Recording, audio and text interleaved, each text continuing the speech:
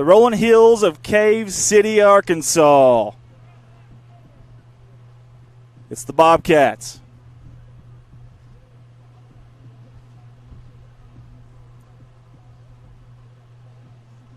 It's Cave City. Friday Night Lights are back. You just don't realize how passionate this fan base is until you experience a game day in God's country. Gutierrez, play action, scramble to his right, unloads a cannon, and the boom was unloaded on the defender.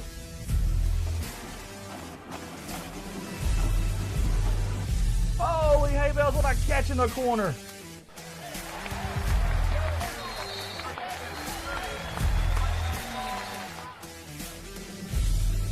Oh, a pot of gold that's into that rainbow.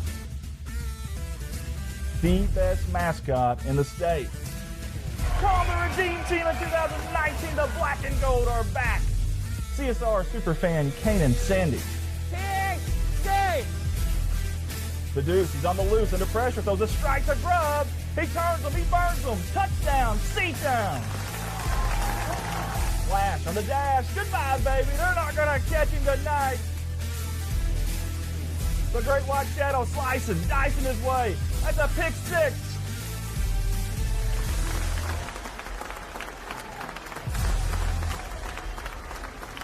Touchdown! C-A-S!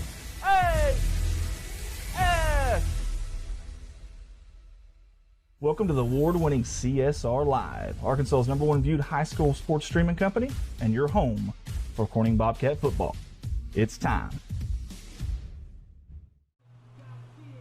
Good evening, everyone, and welcome to CSR Live. We are live on location in Cave City, Arkansas, as our beloved Bobcats kick off the 2021 football season on the road as they invade the Cave City Cavemen out of the 4A.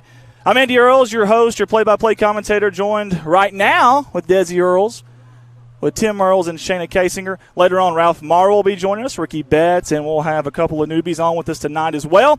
You're seeing our team there. You're seeing Cave City right there. And we're excited because we've got year 3 of CSR, and we're bringing it to you live. Do us a big favor out there. Share that feed if you don't mind. Actually, no, if you do mind, I don't care. Share it anyways. These kids deserve it. Get it out there for everyone to see. Apologize to the sponsors. I was not able to get the sponsor video in time. I'm lacking about 7 of them. I got close, and I had to get up here. So I'm going to show the sponsor video from last year. Everyone that was in last year is in this year's sponsor video, and the ones that are not, I've got them on a list here, so I'll get them mentioned as well. We have got about 48 minutes to go before we kick off the season. Again, our beloved Corning Bobcats, as you see on the screen there, about to duke it out with the 4A Cavemen of Cave City on their home field. We're excited. We're ready. But first, we've got to send to our sponsors. We'll be right back.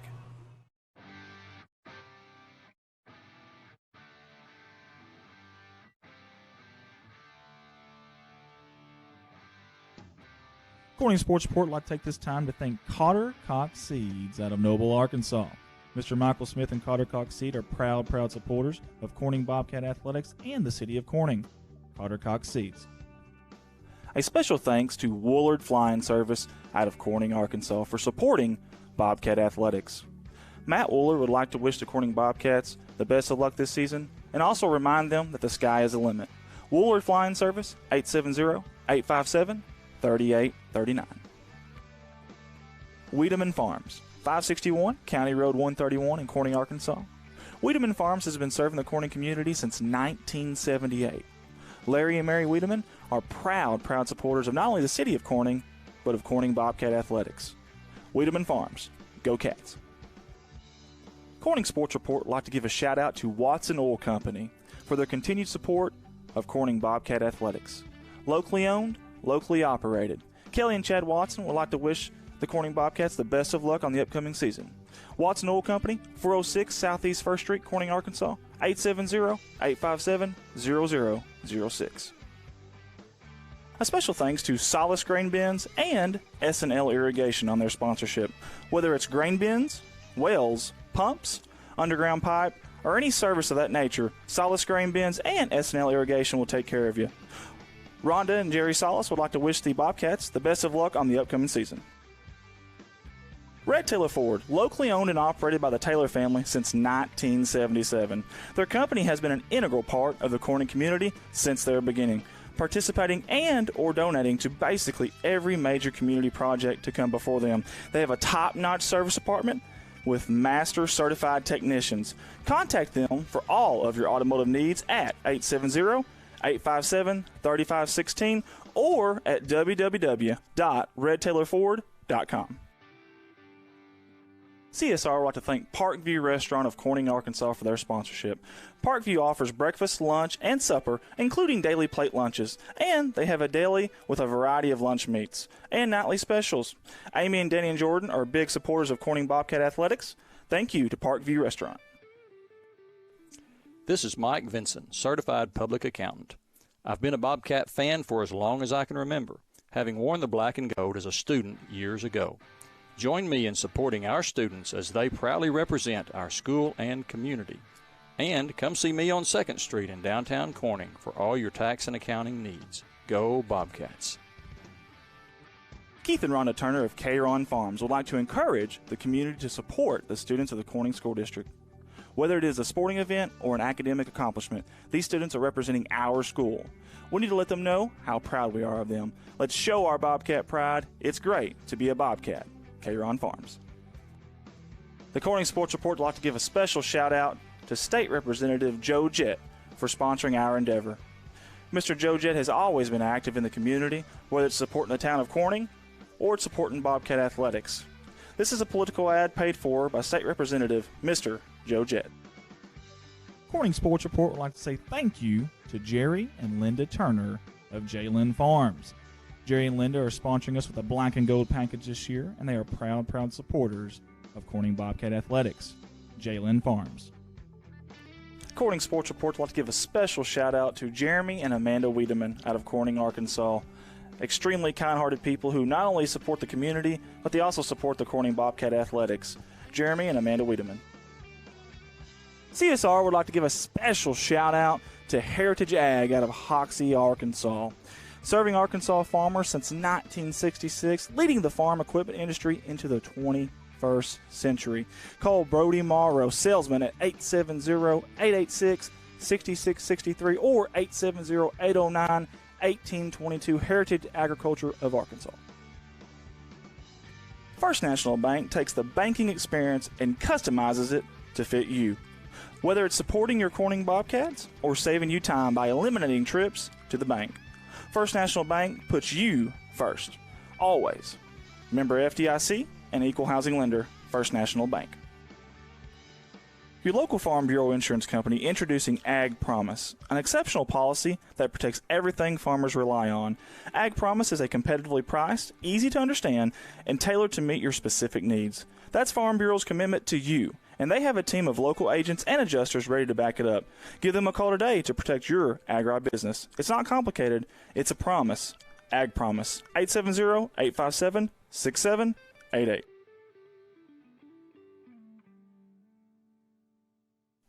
A big thanks to Goodman Drug Company out of Corning, Arkansas. Kathy Goodman and staff would like to invite you to drop by for any of your pharmaceutical needs and or Razorback and Bobcat apparel. Drop by and see them Monday through Friday, 8:30 to 5:30, and Saturday, 9 to 1, or use the convenient drive-thru. Goodman Drug Company out of Corning, Arkansas. CSR would like to say thank you to Clay County Electric and Clay County Connect, a broadband company, for their sponsorship for Bobcat Athletics. To see if you're eligible for Clay County Connect, a broadband company, contact them Monday through Friday, 8 a.m. to 5 p.m. at 870-202-1990. Clay County Electric and Clay County Connect. A special thanks to Civil Engineering Associates for being proud sponsors of Corning Bobcat Athletics. 2 locations, one in Jonesboro, one in Poplar Bluff. Professional engineer John Seelig of CEA would like to wish the Corning Bobcats the best of luck on the upcoming season. CSR would like to give a special thanks to B&B Well Drilling out of Peach Orchard, Arkansas for their continued support of Corning Bobcat Athletics. Brian and Lisa Bass are proud graduates of Corning High School, and they invite you to call them for any of your well drilling needs. 870-215-3808, B&B Well Drilling. The Corning Sports Report would like to give a special shout out to Boschlicker Brothers Farms for sponsoring our endeavor. The Boschlickers have always been avid Bobcats and avid supporter of all things Corning athletics. Thank you again, Boschlicker Brothers Farms. First Choice Healthcare in Corning, Arkansas, proud sponsors of Corning Bobcat Athletics, celebrating 25 years of community health care. At First Choice Healthcare, we practice compassionate, affordable health care for everyone to help improve lives and build healthier communities. First Choice Healthcare, your community, your health. Legacy Equipment. There has never been a better time to take home your compact utility tractor. With durable construction and features that easily hook up to dozens of attachments in moments. No job is too tough. Plus, with no down payment and major price cut, the savings have never been better. Models as low as $138 a month, including quick hitch and loader. Stop by any of the Legacy Equipment's 7 convenient locations to take advantage of limited time savings. See dealer for details. Offer ends October 30th, 2020. Legacy Equipment. Corning Sports Report would like to say thank you to Mike Townsend Farms, LLC, out of Corning, Arkansas. Mike Townsend hauls gravel, dirt, topsoil, grain, and heavy equipment. Mike Townsend Farms, LLC. A big thank you to Big Iron Auctions. Jason Horner with Big Iron Auctions can help you with all of your farm retirement, estate, and equipment sales. Big Iron Auctions is one of the industry's fastest growing online auction companies that have nearly 9,000 items on their September auctions alone. Big Iron Auctions. This advertising slot is in honor of Bobcat coaching legend Dutch Noe. Dutch Noe spent 7 seasons at the helm of Bobcat football. He was 55, 17-2 overall, with an undefeated season in 1973 and 3 district championships, 1970, 1973, and 1975, in honor of Coach Dutch Noe. A big thank you to Kerry Russum Qureshi and Qureshi Law Firm and Wealth Management for their sponsorship. Lower taxes, greater wealth, lasting legacy. Qureshi Law Firm and Wealth Management. Corning Sports Report would like to give a thank you to Wendy Cole and Cole Farms. Everybody at Cole Farms wants to wish the Bobcats the best of luck on the upcoming season. Cole Farms. A big thank you to Three Little Monkeys and Hair by Danielle for sponsoring the Black and Gold package this year with Bobcat Athletics. Located in downtown Corning, Arkansas on 2nd Street, right by the Hop Alley Gazebo, Three Little Monkeys and Hair by Danielle. Corning Sports Report would like to take this moment to say thank you to the fine folks at Nutrient Ag Solutions. Mr. James Varvel and everyone at Nutrient Ag are proud supporters of the Bobcats and want to wish the Bobcats the best of luck on all the sporting events this year. Nutrient Ag Solutions. We'd like to take this time to say thank you to Debbie and Bud Hill of Corning, Arkansas. Debbie Rose Hill Massage and CBD Products have been a proud sponsor of Corning Athletics and the city of Corning for a very long time. Thank you, Debbie Rose Hill Massage and CBD Products. Corning Sports Report would like to give a special shout out to Zach Brown Farms for their sponsorship. Zach Brown Farms has always been active in the community of Corning and also Bobcat Athletics. Zach Brown, being a former Bobcat himself, wants to wish the Bobcats nothing but the best of luck on this season. Zach Brown Farms, on the road to success. Corning Sports Report would like to give a special thank you to Michael Barker Heating and Air out of Corning, Arkansas. Michael Barker is a proud supporter of Corning Bobcat Athletics and the city of Corning. Michael Barker Heating and Air, 870-323-0556. Corning Sports Report would like to give a special thanks to Woolard Farms. Woolard Farms is a proud sponsor of the Corning Bobcats, sponsoring the Black and Gold package for the entire year of Bobcat Athletics. Thank you to Nathan, Jennifer, Dylan, and Josie. Woolard Farms.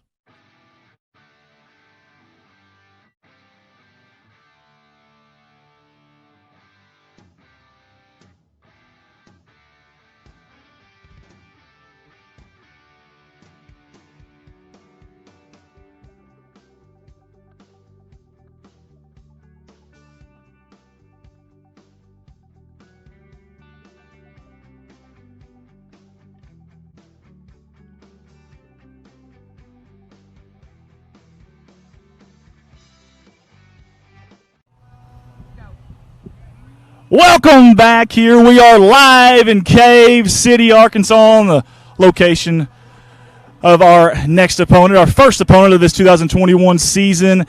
We're right here on the Cave City High School campus. Beautiful campus. See the gym, the rooms right here beside us, and plenty of room on our bleachers tonight, and they're already starting to fill up. That's good to see. The 4A school got a little bit bigger size bleachers out here, but I think the Bobcat fans will travel well like they always do. If you're just tuning in with us tonight, we've got the first football game of the season for the Corning Bobcats. Non-conference action. We're on the road here in Cave City, Arkansas against the 4A opponent out of the 3-4A, the Cave City Cavemen. The first thing I noticed when I look over there, they got some size. Got a few guys that are pretty big over there. We'll talk about that a little bit more here in just a little bit. Ralph Amaro, of all people, believe it or not, we've somehow lassoed him in here tonight. He's going to help me commentate this game tonight as Ralph. So he thought he was retiring, but we're putting him to work tonight. So Ralph will be with us here in just a little bit. I want to thank my crew real quick, if I can. The guy that, I don't know if we're on that camera or not right now, but I'm pointing right at him. He's got a hat on, thank goodness. If not, there would be a spot over on top of his head that'd be shining. That's Old Man River, Tim Rose. He does a great job of giving him a hard time, and he can't say anything right now, so that's good. Up top on the top of the press box, that's where we're at now, on top of the press box on the other side. We've got Desi Earls on the wide-angle camera. We've got Shayna Kasinger, and then later we'll have Ricky Betts and a couple of newbies that we'll mention as well. We're excited. Mark Hufford's here. He's going to get on the camera right now. Mark Hufford's going to get on the camera. He is. He's coming in. There he is. Mark Hufford's on the camera. Mark, how you doing? I'm doing great. You're doing great? Awesome. That's better than good. That is a lot better than good. That's fantastic. Are you giving me money? You should come around more often. Giving you money to put one of these rags over your face. Okay, let's do it. Y'all ready? He wants me to put a rag on my face. By the way, if you're here or if you're coming here, can y'all see that? I'd have to turn it this way to cover my big head, though. If you guys are coming here tonight, we've got these for sale, just $5. $5 right there. Here we go. Ready? During crunch time, that's what we're going to do. We're going to get him back there. Did that get you? I'm sorry. I'm sorry. How many do you want, sir? You take as many as you need. Matter of fact, I should probably get that out of our camera view, shouldn't I? That wasn't good thinking or planning on my part there. We've got a brand-new coach this year. In fact, the coach that was here last year is right beside me here. I don't know if, Dad, can you get Coach Treadway on camera? I know he doesn't want to be on camera, but we're going to do it anyways. Coach Larry Treadway made the trip up here to support these Bobcats, these boys, this community, and the new coach, Farrell Shelton. I think that's awesome. That's really, really neat. So, and he was even here last week, I think, as well. So awesome stuff there. Love to see that.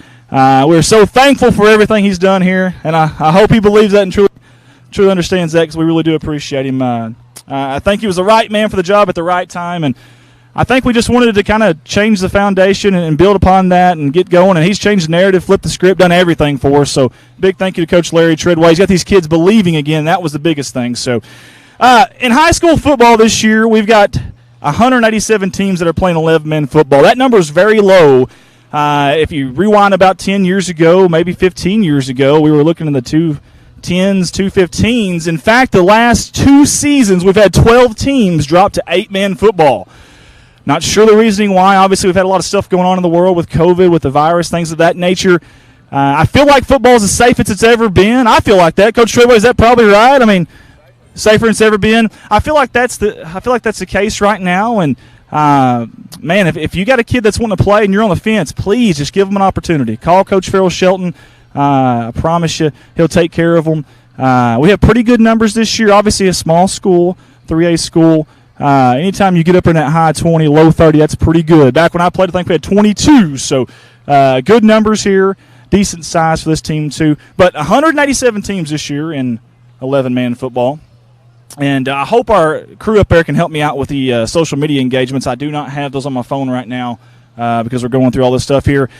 The 3-3A, that is the conference that we are in this year. Tonight's non-conference. But the 3-3A, every year, extremely tough. Obviously, every year we've got several teams that can make it to that second round in the playoffs.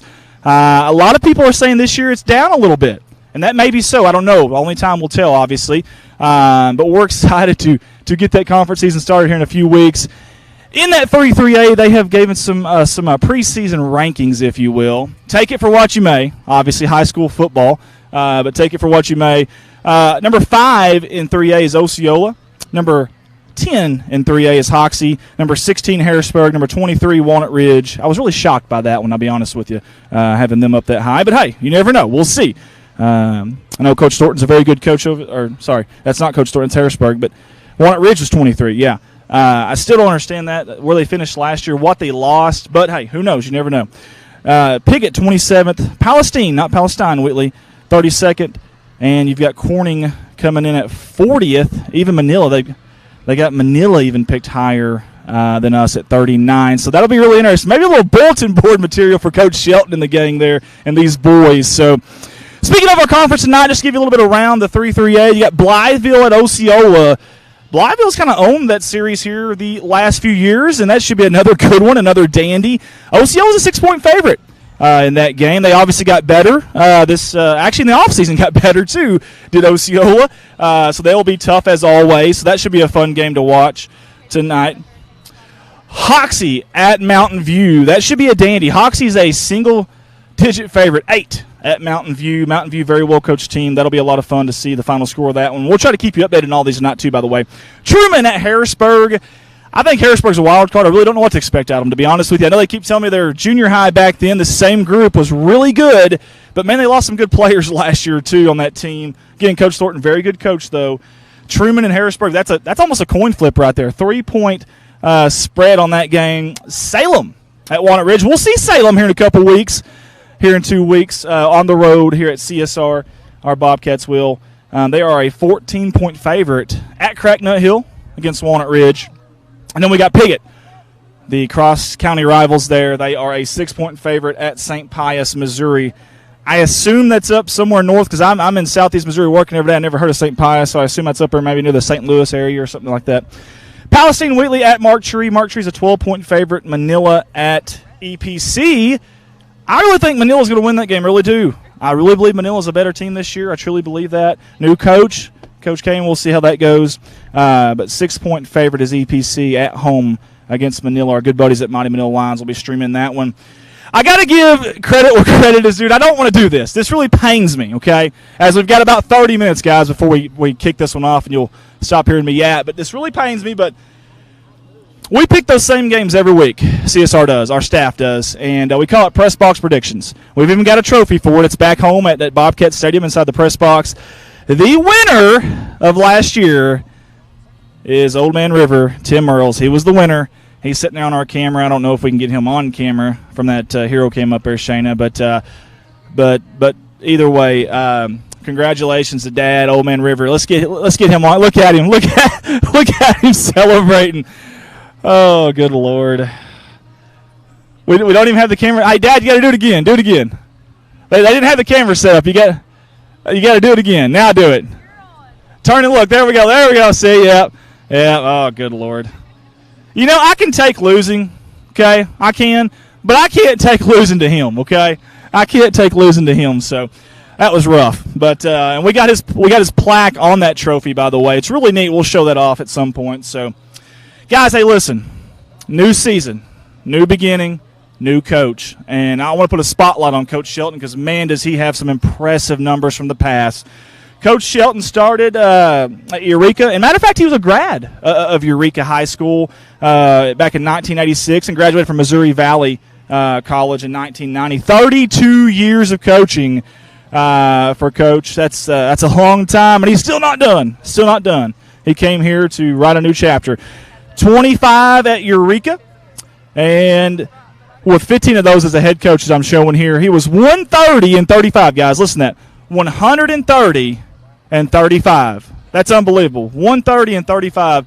That is impressive, guys. 6 years at Kirkwood. He was 49 and 14 there at Kirkwood and had a state championship as well at Kirkwood. So, and almost won another one, actually. The COVID kind of derailed it and slowed that down. But either way, awesome stuff there from Coach Farrell Shelton.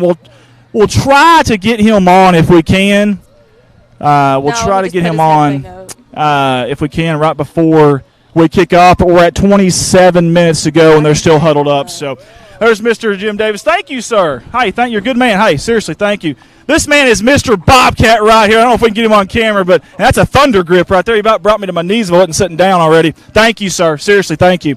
Hey, year 3 of CSR. Man, I'm so excited. Listen, this is awesome stuff. Nearly 1 million views, back-to-back #1 viewed in the state of Arkansas. As you see our Bobcats going by right now, I love it. I absolutely love it. We owe so much to you guys, the fans at home. So thank you guys all tonight. We really appreciate you. We got Mr. Ron Golden right there. the forever young Ron Golden and Tyler Golden as well, and Trevor Poe's over there. We got a great staff here. Good people. I bug them all the time. I'm surprised they hadn't hit the shady button on me. Not yet. Tyler Golden said, no, maybe. We'll see. We're really excited to bring this game to you tonight. Hey, listen, guys, subscribe to our YouTube channel. Pretty please. We had some issues with Facebook a couple years ago, and there's so many scams out there, and I guess they thought we were a part of those scams, and they just kicked us off until they could figure it out, and we were gone for like a week and a half, but YouTube hardly ever does that. So if you can, help us out. Go to subscribe to that YouTube channel. If you don't mind, we really would appreciate that. So, again, we're getting a little bit closer, 25 minutes until we get this thing kicked off. Coach Shelton was right there behind me. I'm going to see if I can get us a interview here at some point, but I know he's a busy man right now. So, and obviously he's focused. He's laser focused. He's zoned in right now. So, guys, while we've got some time, this will also give me some time to go chase him down and see if I can get an interview. Let's go to our Real Amateur Sports videos, and let's go to our new intro that Jay Malone helped us make. I really want to show those off to the fans because Jay Malone did a great job with that. And Colton Ladyman and myself worked on the Real Amateur Sports Heroes, and that was a lot of fun. So if we can go to those real quick, Shayna, and we'll be right back, and hopefully we'll have Coach. We'll see. CSR presents Real Amateur Sports Heroes. Real amateur sports heroes. Today we salute you, Mr. 4th down and 17 overly confident offensive coordinator. Mr. 4th down and 17 overly confident offensive coordinator. You take an obvious punting situation and turn it to a baby mama drama test result episode of Jerry Springer. Swore I was the father. Sure, every analytical chart says not to go for here, but this school didn't hire a math teacher. They hired a borderline or reckless gambling wizard. Why are the letters in my multiplication? What's cooler than a triple reverse halfback pass to an ineligible tight end? Your sun visor you wear with stiff gelled hair sticking out like monkey grass. That's what. Really think we can make it? You defy the odds while also defying every sense of logic and common sense known to man. And for that, this stream is for you, wild man. Mr. 4th down and 17 overly confident offensive coordinator. Sports Report, Corning, Arkansas.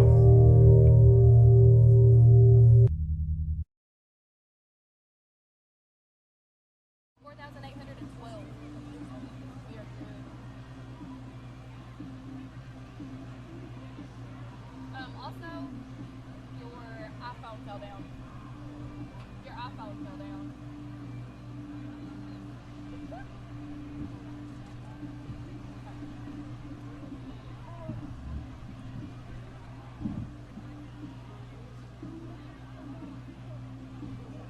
Why do you not turn it?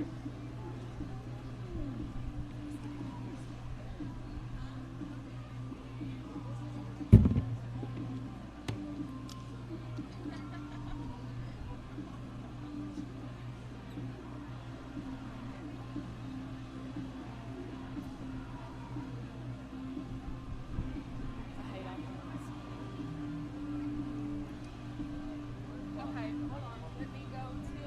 I'm getting that off.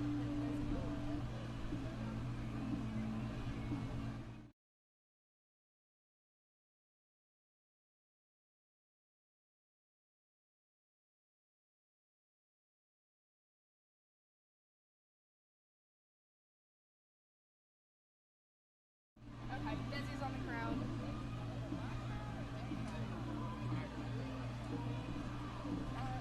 Alright, he's falling to the cheerleaders. What is it? We're on you. Go. Got well in my hand. Are we ready for some football? Woo! Woo! Woo! That's what I'm talking about right there. The cheerleaders are pumped. We're pumped. Let's go up to the crowd. Let's see if they're pumped. Can y'all follow me? Are y'all that quick? Is she staying on me? Okay, good. All right. We're going up here in the crowd right now. Maybe it might take me a little bit. It's a long walk.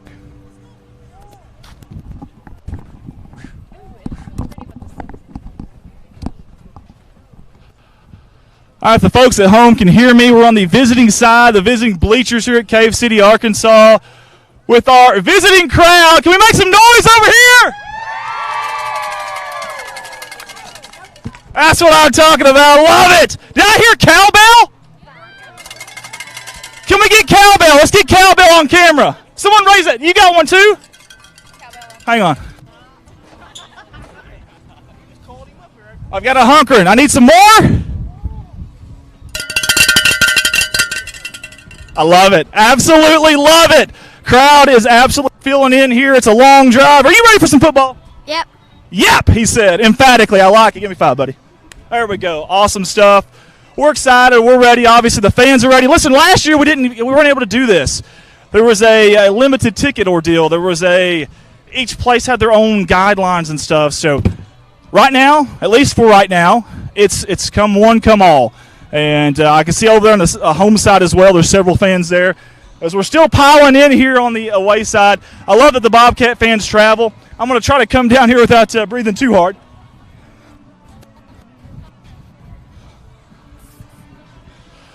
And guys, again, if you're watching at home with us, do us a favor, okay? Share that feed. Last year we had several college scouts that came up. I mean, several of them that came up, messaged us, called us, made sure that we're going to be on. They wanted to look at this person, that person. And I know we've had several that got, at least looks. A couple of guys that are playing, and that's really, really neat. So we really are excited about that. Hey, listen, something else, too.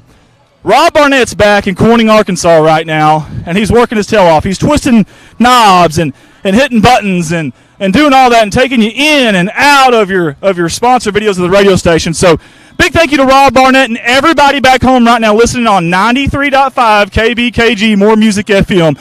That's Corning's hometown radio station. Something exciting this year about the Corning radio station. Are you guys still keeping up with me? Are you sure? Who is it? You ready? Watch this. Here we go. You're welcome. You're welcome. Anyways, really exciting. Corning radio station this year. They're going to give away 3 different items, okay?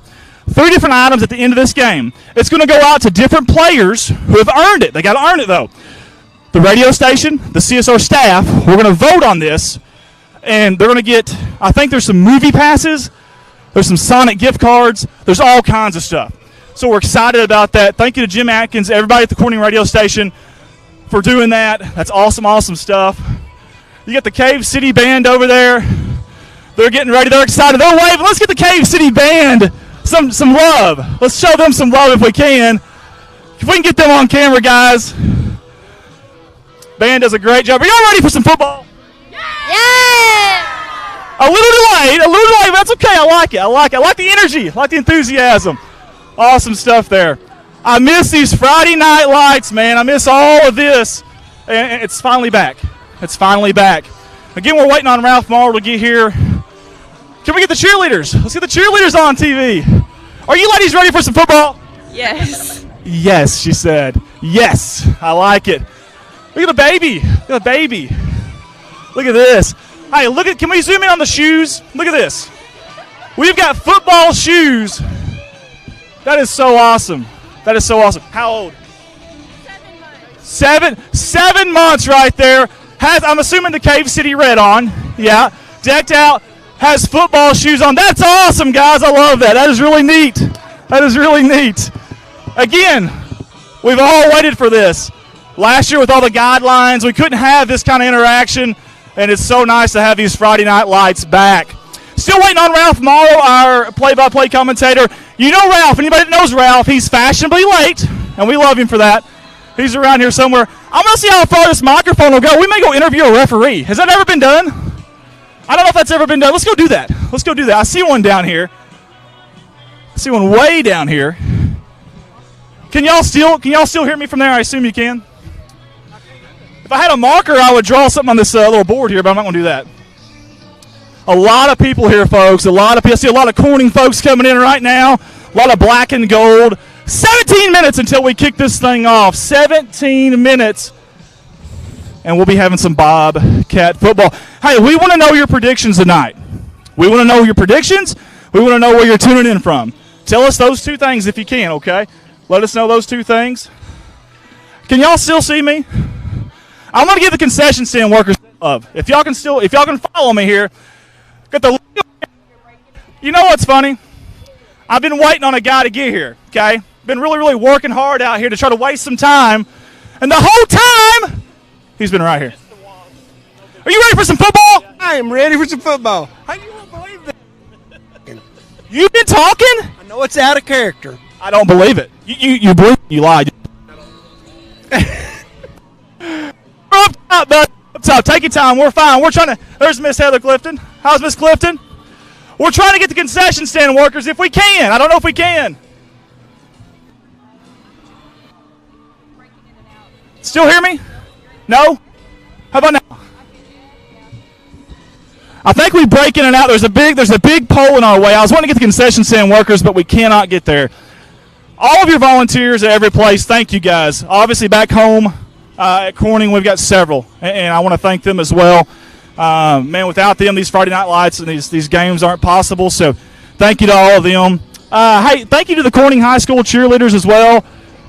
I know they don't get enough love from us, and we should show them a little bit more. We're going to try to do that this year. But they work hard in the off season as well, and they do a great job. And I know I know Rich Martin was going to be with us tonight, and he couldn't. I think Presley Martin's over there. Also, the Water Girls, the managers. I know McKenna Lunsford's one of them. I can't remember who else is over there, but we'll get them tonight. Mr. Ricky Betts over there. He's walking in. R&B. He's in blue. Can we get him on camera? Look how cool he looks. He's in the blue shirt right here. Can we get him? In the blue shirt right here. He's coming. Look how cool he looks, man. I could never pull that off. Could never pull that off. Guys, we've got 15 minutes. Shayna, if we can, let's give our sponsors some love one more time. Again, guys, I still need to get the new sponsor video made, but the last year's sponsor video is still there, and all the sponsors from last year are sponsors this year too, plus a few more that we're going to mention tonight as well. So let's go to our ad video, Shayna, if we can. Give them some love. We've got about 14:38 to go. We'll come back with about 4 minutes to go, and we'll get this thing kicked off here in Cave City, Arkansas.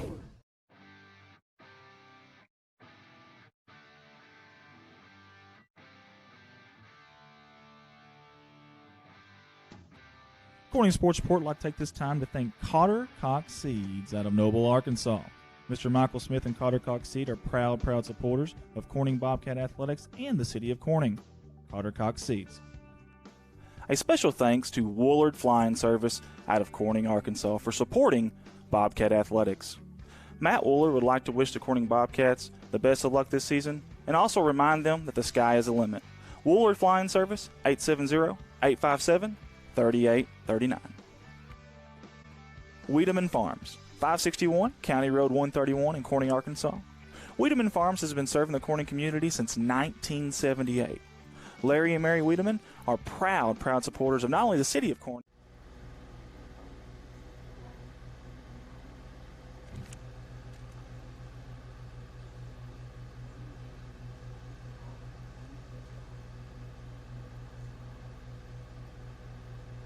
And now for the playing of our national anthem, performed by the Cave City High School Band.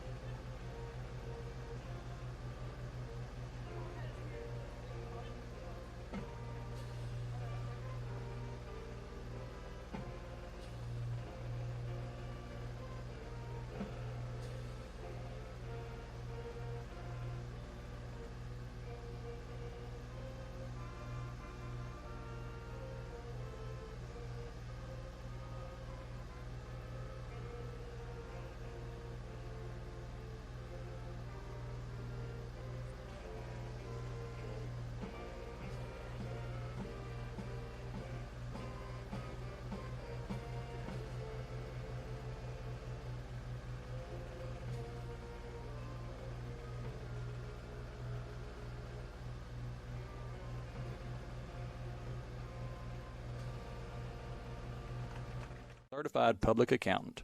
I've been a Bobcat fan for as long as I can remember, having worn the black and gold as a student years ago. Join me in supporting our students as they proudly represent our school and community. And come see me on 2nd Street in downtown Corning for all your tax and accounting needs. Go Bobcats.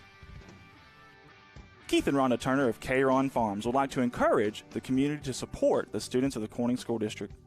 Whether it is a sporting event or an academic accomplishment, these students are representing our school. We need to let them know how proud we are of them. Let's show our Bobcat pride. It's great to be a Bobcat. K-Ron Farms. The Corning Sports Report would like to give a special shout out to State Representative Joe Jett for sponsoring our endeavor.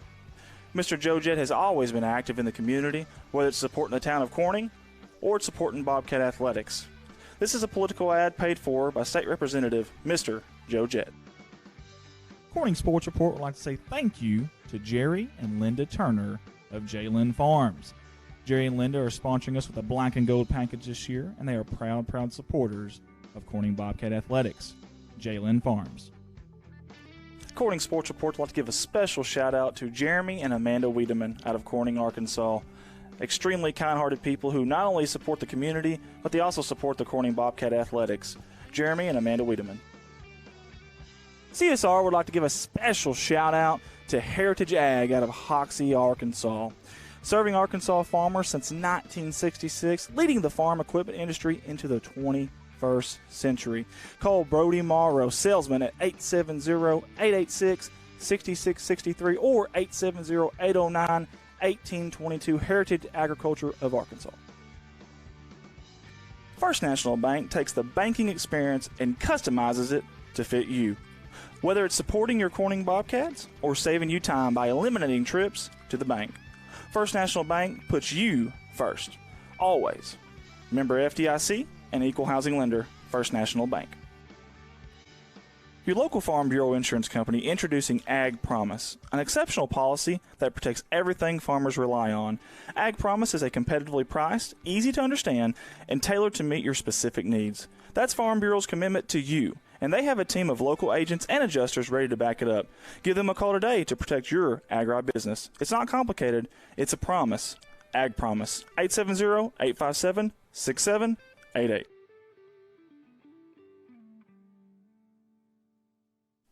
A big thanks to Goodman Drug Company out of Corning, Arkansas. Kathy Goodman and staff would like to invite you to drop by for any of your pharmaceutical needs and or Razorback and Bobcat apparel. Drop by and see them Monday through Friday, 8:30 to 5:30, and Saturday, 9 to 1, or use the convenient drive-thru. Goodman Drug Company out of Corning, Arkansas. CSR would like to say thank you to Clay County Electric and Clay County Connect, a broadband company, for their sponsorship for Bobcat Athletics. To see if you're eligible for Clay County Connect, a broadband company, contact them Monday through Friday, 8 a.m. to 5 p.m. at 870-202-1990. Clay County Electric and Clay County Connect.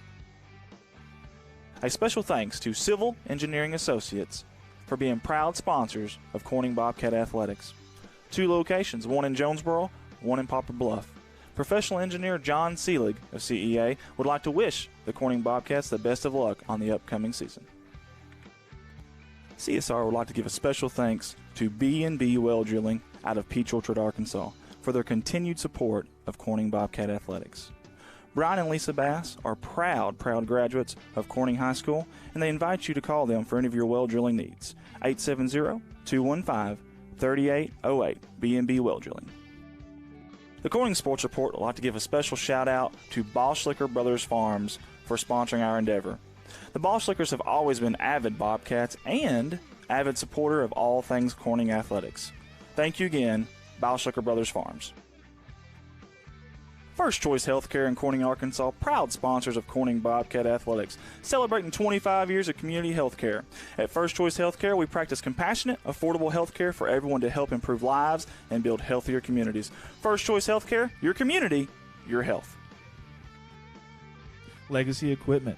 There has never been a better time to take home your compact utility tractor. With durable construction and features that easily hook up to dozens of attachments in moments. No job is too tough. Plus, with no down payment and major price cut, the savings have never been better. Models as low as $138 a month, including quick hitch and loader. Stop by any of the Legacy Equipment's 7 convenient locations to take advantage of limited time savings. See dealer for details. Offer ends October 30th, 2020. Legacy Equipment. Corning Sports Report would like to say thank you to Mike Townsend Farms, LLC, out of Corning, Arkansas. Mike Townsend hauls gravel, dirt, topsoil, grain, and heavy equipment. Mike Townsend Farms, LLC. A big thank you to Big Iron Auctions. Jason Horner with Big Iron Auctions can help you with all of your farm retirement, estate, and equipment sales. Big Iron Auctions is one of the industry's fastest growing online auction companies that have nearly 9,000 items on their September auctions alone. Big Iron Auctions. This advertising slot is in honor of Bobcat coaching legend Dutch Noe. Dutch Noe spent 7 seasons at the helm of Bobcat football. He was 55, 17-2 overall with an undefeated season in 1973 and 3 district championships, 1970, 1973, and 1975, in honor of Coach Dutch Noe. A big thank you to Kerry Russum Qureshi and Qureshi Law Firm and Wealth Management for their sponsorship. Lower taxes, greater wealth, lasting legacy. Qureshi Law Firm and Wealth Management. Corning Sports Report would like to give a thank you to Wendy Cole and Cole Farms. Everybody at Cole Farms wants to wish the Bobcats the best of luck on the upcoming season. Cole Farms.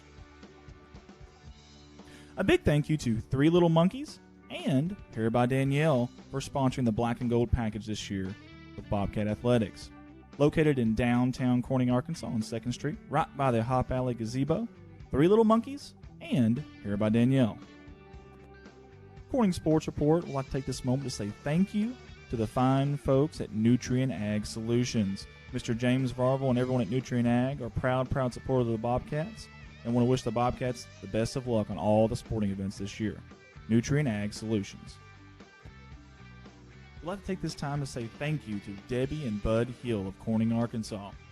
Debbie Rose Hill Massage and CBD Products have been a proud sponsor of Corning Athletics and the city of Corning for a very long time.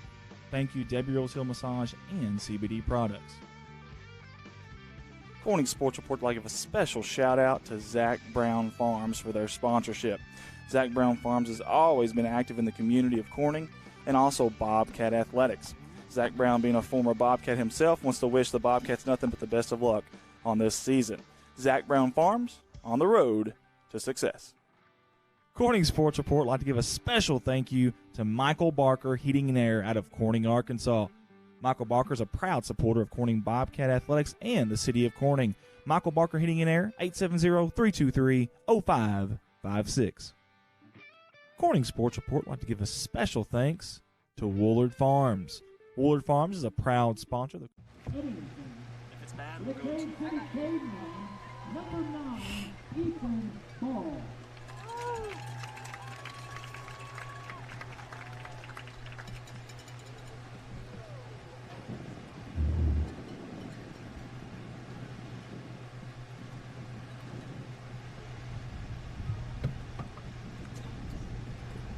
You quit knocking. I'm getting sick of it.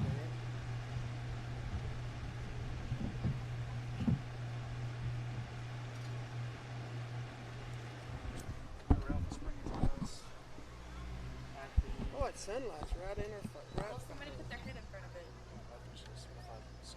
There we go. Hey, you got me a headset? Does this Yep.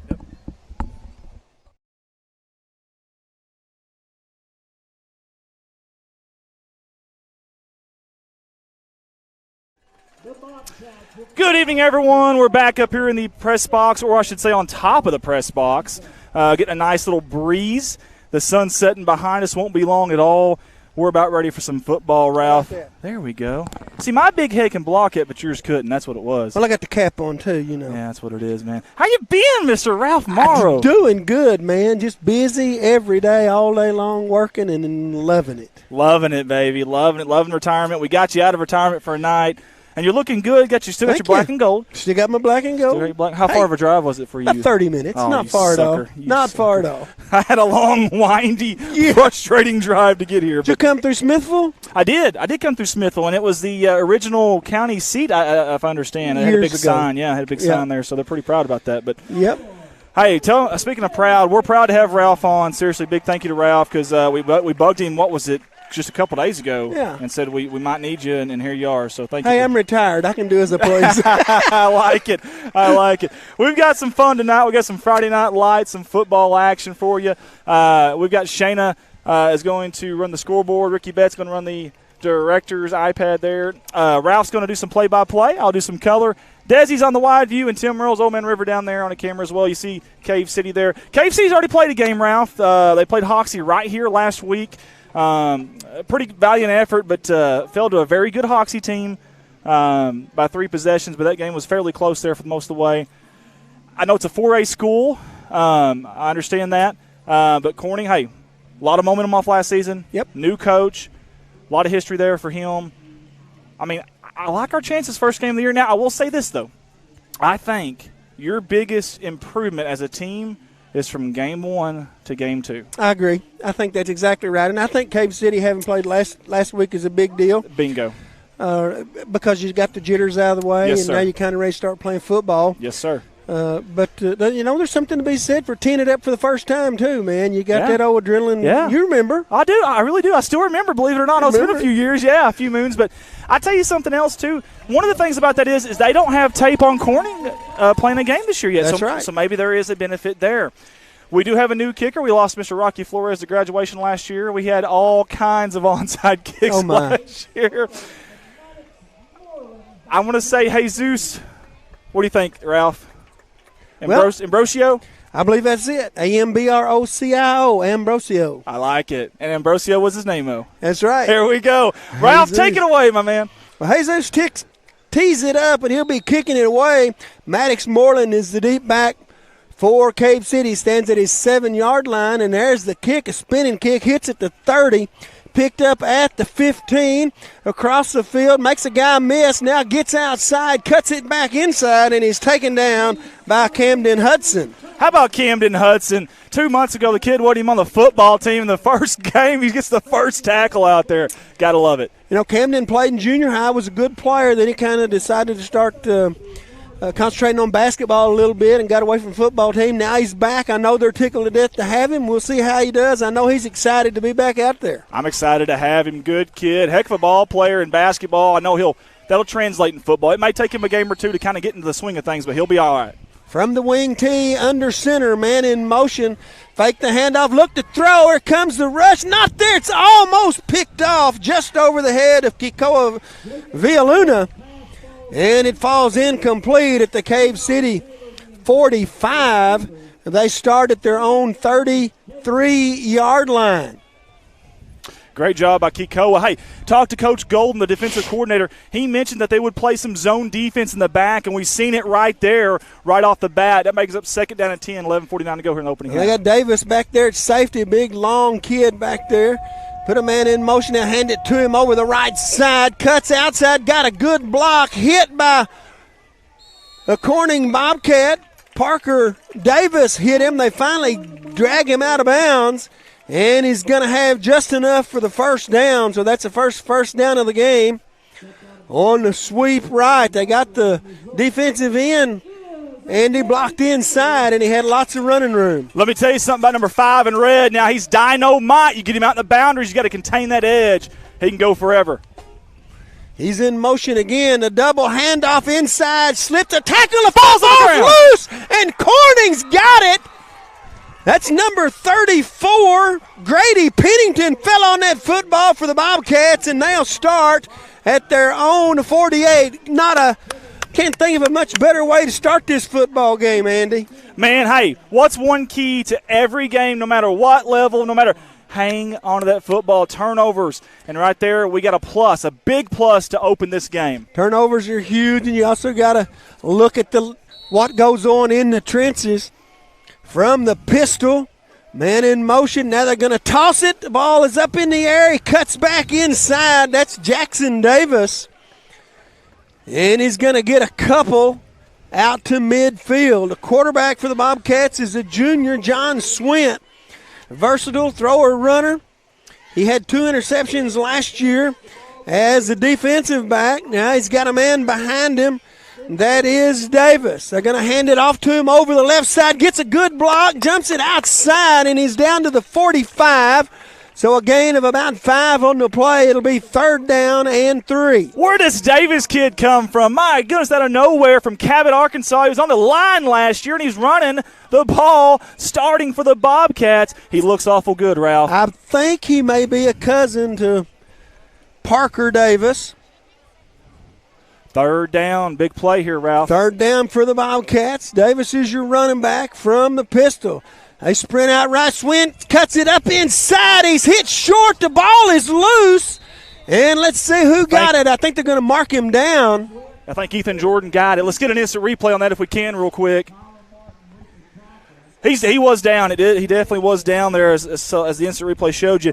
You mentioned John Swint. Now, listen, there was a quarterback battle in the offseason. There really was. Colbin Pettis, a sophomore, pretty feisty kid out there as a sophomore. But, listen, Swint can do it. I can tell you that. He can run it. He can throw it. Like you said, he's very versatile. 4th down and 1. They give it to Davis. He coughs it up. He's not going to matter. He doesn't have the first down anyway. And Cave City's going to have the football as the defensive line got through. Hit Davis in the backfield. He coughed it up, and Cave City has the football at their own 44-yard line. Man, what a hit there. Listen, they brought the kitchen sink. They knew 4th and short, you got to get a stop there. They brought the kitchen sink, pinned their ears back. It was go weapons hot, and give Cave City's defense credit there.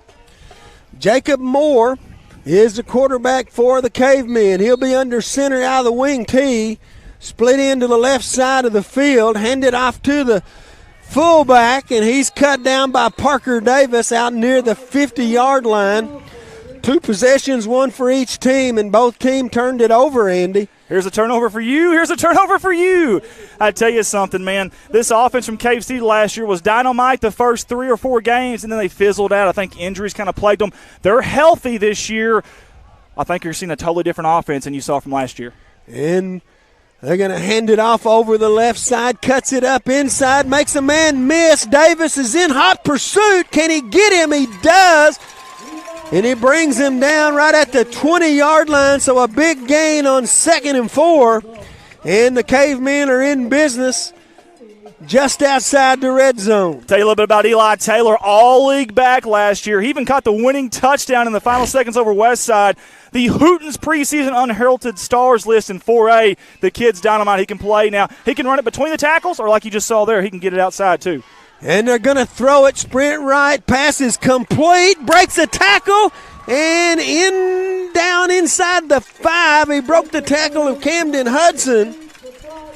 Man, and they got him down at about the 1-yard line. Listen, give him credit. Bryce can play now. Listen, he's got to share those carries in that backfield. But listen, even last year had 100 yards rushing at Hoxie. He can catch the ball. You see what he does when he catches it. 1st and goal, they hand it to the fullback, and he powers it in for the touchdown, and Cave City goes ahead 6-0. Impressive drive as they take it 56 yards in about 3-4 plays. I tell you what I noticed there is Cave City on the offensive line, they controlled the trenches on that drive. You've seen running backs getting to that second level without even being touched yet. If Corning's going to have a shot tonight, they've got to win that battle in the trenches like you mentioned earlier, Ralph. And here's the try for the PAT. The snap is good. The hold is down. The kick is up, and it's wide right, no good. And with 8:57 left in the opening quarter, Cave City leads it 6-0. Hey, I want to give a big shout-out to everybody at home at listening on the 93.5 FM, More Music KBKG, Corning's hometown radio station. Thank you for tuning in. Glue that dial. Tape it. Don't touch it. We got some football, some Friday Night Lights for you here on the road. And we appreciate Rob Barnett, one of the nicest, most genuine guys you'll ever meet in your life, back at the station, turning the knobs, twisting the buttons, and doing a good job as always. Could you ask for a better night for football? Holy my goodness. Spitwads, it feels good out here, Ralph. Man, it's perfect. A little bit of breeze. Just a little bit. Cloud cover with the sitting sun right now. Humidity's low. Yep. Oh, this is perfect. Natural grass out here. The smell of that, the smell of the concession stand, hot dogs, hamburgers. I love it. The field looks really good, don't it? It really does. It really, really does. You know, a lot of teams spending the bukus and bukus of money on that turf. But, man, there's nothing like a natural grass field to me. I agree. Let's see who will be kicking it away. I can't get a number just yet. Maybe it's number 1, I believe. Number 1, Millie Beller. Hey, Millie only missed 2 extra points last year. Very good with the accuracy. And back deep is Hudson and Parker Davis, I believe. And it's going to be pooch kicked right and out of bounds. And that'll be a flag, and I'm assuming Corning will take it where it went out of bounds. Tell you what, good field position early on for Corning on both drives here to start off with. Talk a little bit about this offense. Last year, 26 points per game. They returned 6 starters. Listen to this. When scoring 30-plus points the last 2 seasons, they're 8-0. 8-0. This team averaged 263 yards on the ground last year, and if they're going to be successful this year, I think they'll have to put up some big numbers on the ground again. 68% of their offensive drives went into the opponent's 35-yard line last year, Ralph. That's incredible. It really is. John Swin will bring his troops back out on the field. Landon Lucas checks in late. Landon, a junior this year, had 501 rushing yards last year and 2 TDs. A super sophomore last year. And he had 115 yards in that playoff win. And they're going to throw it out to Hudson. He's hit in the backfield, and he's going to lose about 5 yards. We've got a flag on the play.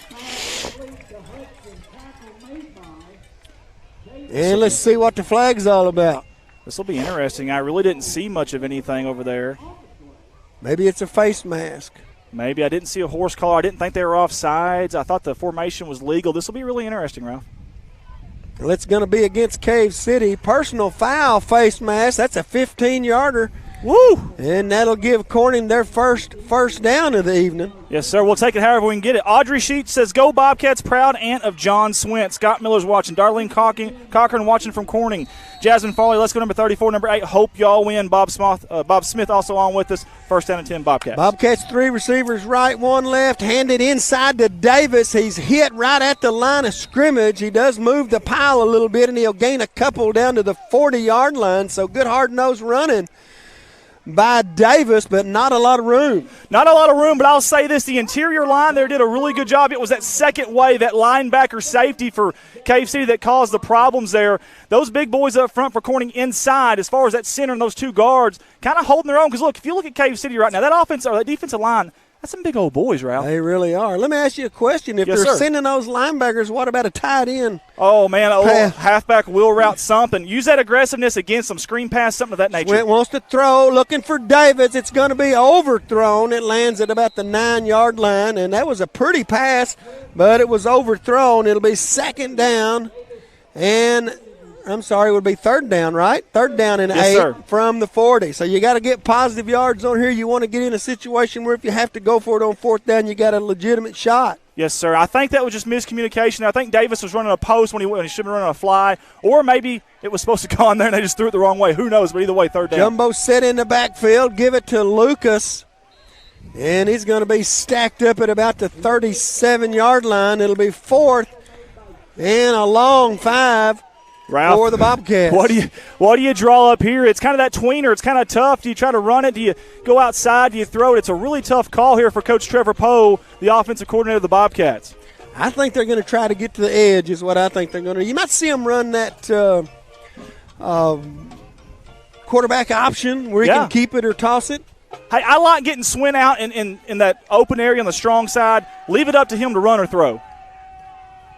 He's going to fake it. He's got it, and he's got nowhere to go as there's a whole bunch of Cave City cavemen right there. They ran it to the short side of the field and nowhere for Swint to go. Give Cave City credit. That defense is buckled. They're like plexiglass. They bend, but they don't break. Gave up a little bit, had a penalty. Here they are, though. And that D-line, man, they're trying to rotate a few of those guys out, keep them fresh. But, man, they are causing some big concerns right now. And I'll tell you something else, that back end. I'm forgetting everything I ever knew. That quarterback read option is what I'm looking for. There you go, read option. Read option. From under center, put a man in motion, hand it to him. Trying to get outside. He's got a good block.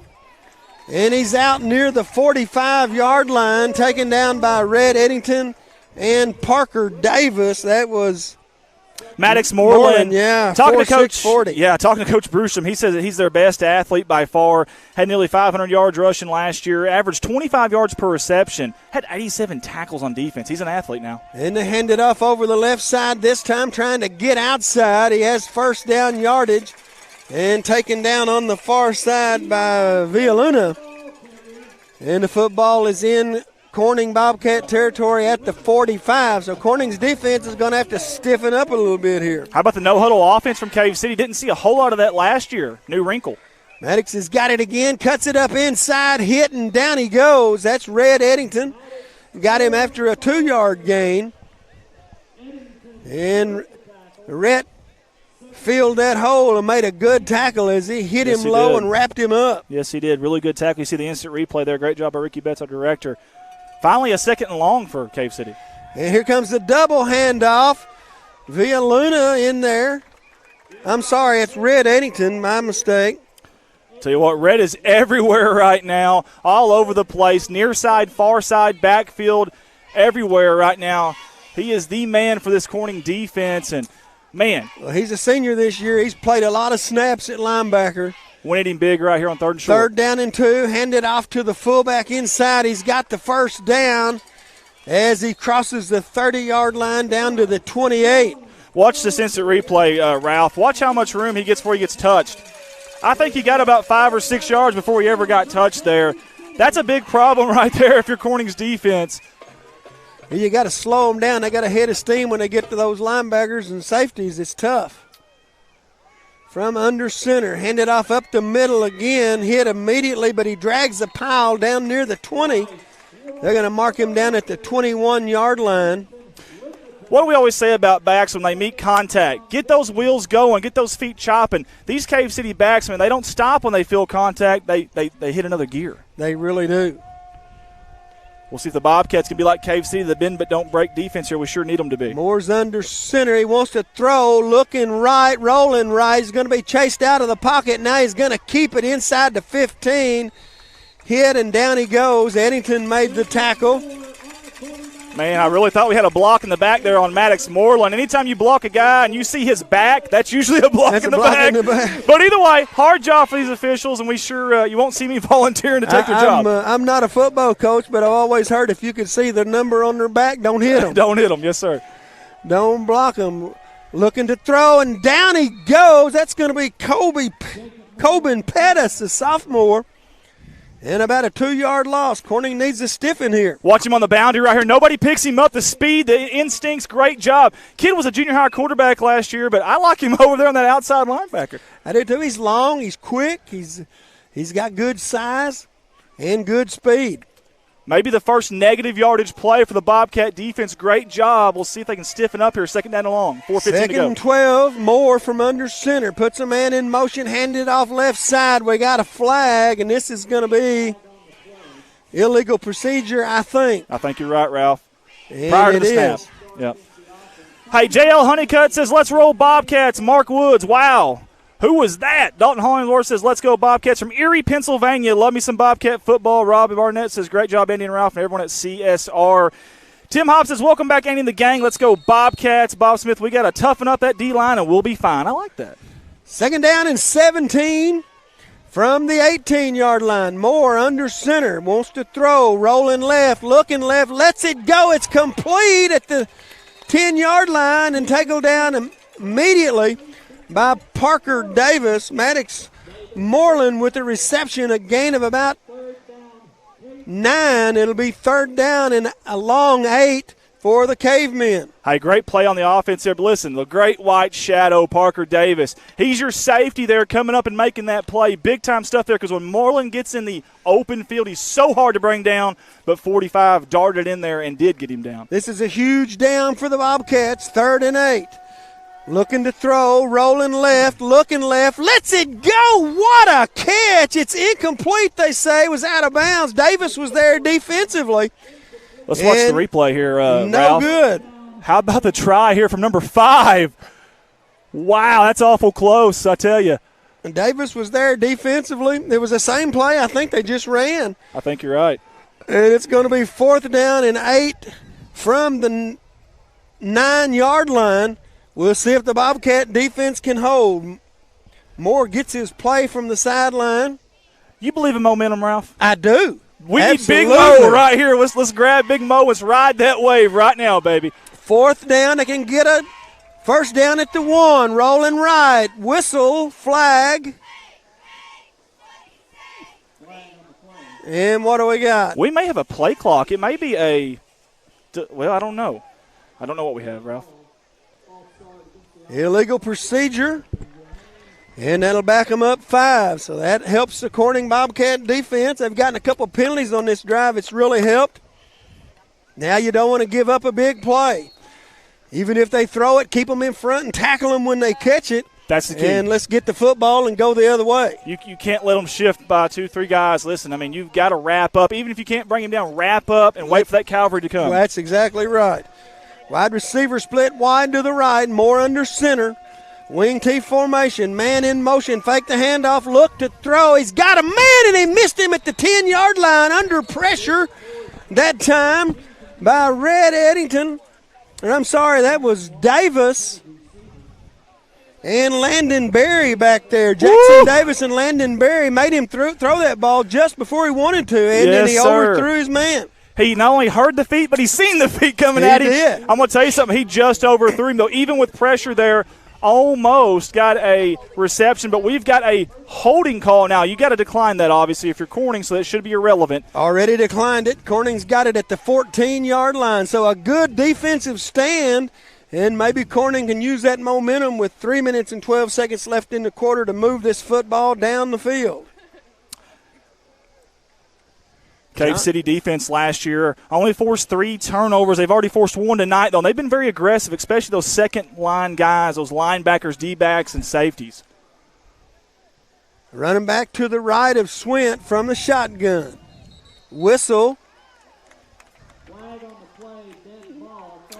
Ralph, you can definitely believe that it's early in the season, can't you? Yeah, absolutely. We're seeing a lot of laundry on the field tonight, and we still got 3:12 to go here in the first quarter. I tell you, I always hated first games of the year because it didn't matter how much you practiced, it didn't matter how many times you repped it. Something about playing that first game, and you just got to get all that stuff out. There's nothing you can substitute for experience. That's right. Real game experience. I mean, there's nothing you can do. You can try, but you can't, especially with the fans back this year.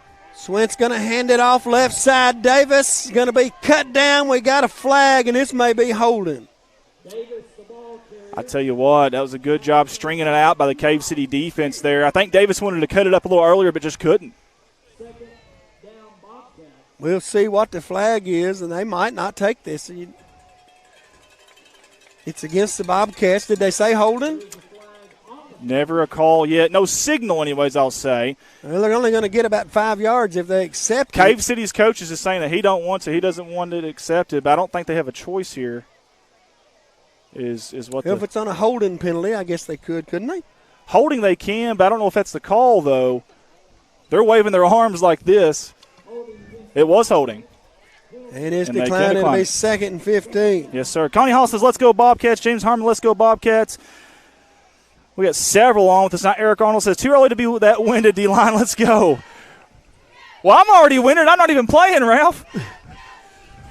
From the shotgun, Swint has the snap, fakes a handoff, keeps it himself, nowhere to go. Lots and lots of red shirts there. And they manhandled us that time, Andy, in the trenches. Yeah, that was definitely D-line. I've been speaking of really highly of the linebackers and safety, but that was all D-line right there. Those hog mollies in red, they got down and dirty, and they got the play done in a loss of, 5, maybe 6? Well, a loss of 1. We already had the 5-yard loss. Yes. 3rd and 16 now. They knocked us off the football that time, and Swin had nowhere to go. 3rd and long with 2.5 minutes to play in the opening quarter. 3 receivers to the right side, 1 to the left. From the shotgun, Swint wants to throw. He does. It's batted down at the line of scrimmage and incomplete, and it'll be 4th and long, and Corning will have to punt this football. How about Malaki Treadway there, the 6'1", 180. He's got a good wingspan, though, and honestly, he wasn't even trying to rush there. He really was. He took a few steps forward, but he wasn't trying to rush the quarterback. He was kind of containing that edge, and he seen they were going to throw. Quick slant, puts his hands up, and boom, just like that. Got those big arms up. He had Davis on the slant. And Coben Pettis will kick it away. Cave City will have good field position. Snap is good. The kick's away, and it hits And he got a good roll. That's going to turn into a dang good punt all the way down to the 47-yard line of Cave City. Ralph, can we watch this again? This was so close to hitting a Cave City player. Look at that. Well, maybe it wasn't. Seen it and ducked it. Okay, never mind, yeah. Boy, from my angle up here, I thought he touched it, but the instant replay doesn't lie. The camera doesn't lie. And we've got really good cameramen and camera ladies. I was watching a clip on Facebook the other day, and you've probably seen it, but have you seen the 98-yard punt in the NFL? No, I don't guess I have. Happened years ago. They had it at the 2, and a guy kicked it, and he kicked it over their head, and it hit and rolled. Or had it at 1, and it rolled down to the 1-foot line, wow. And they downed it. Was it in Chicago? Maybe some wind behind it? I can't remember where. The Jets are the ones that kicked it.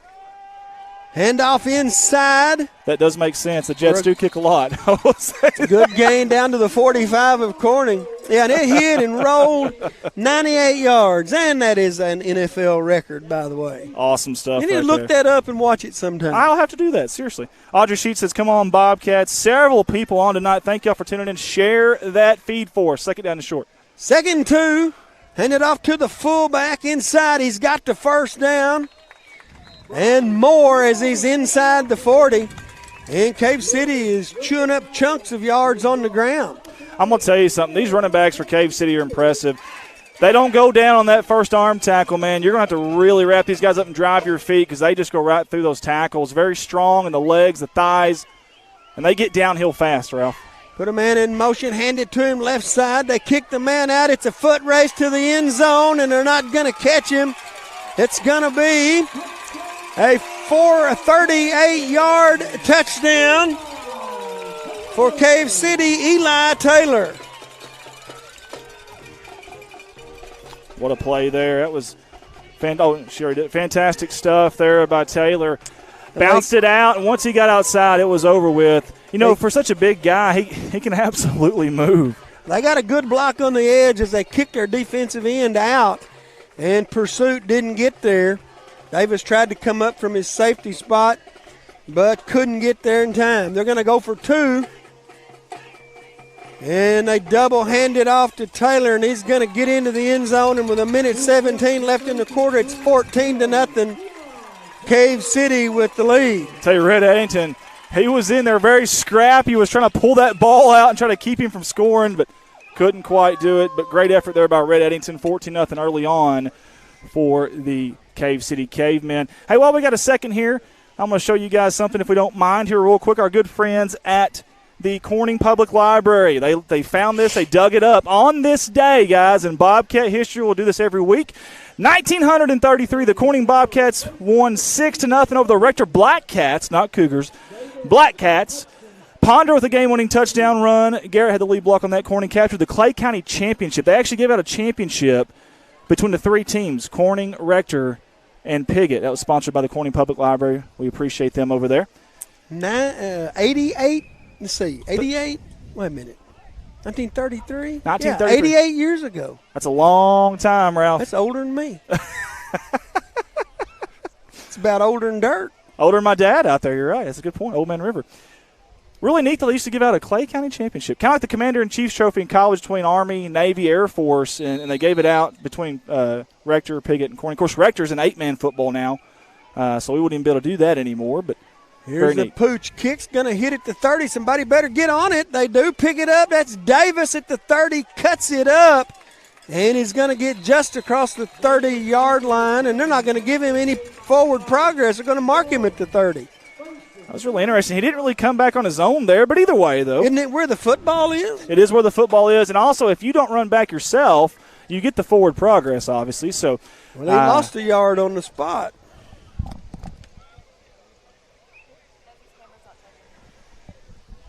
Cave City leads at 14-0 with 1:11 left in the opening quarter. Corning needs to put together a drive. They are 70 yards from pay dirt. And they'll send a receiver into the boundary. That's the left side. Swint to Davis. It's on the ground. Swint picks it up, and he'll be swarmed under back at the 25. And the exchange between Swint and Davis didn't go as planned, and Corning's going to lose 5.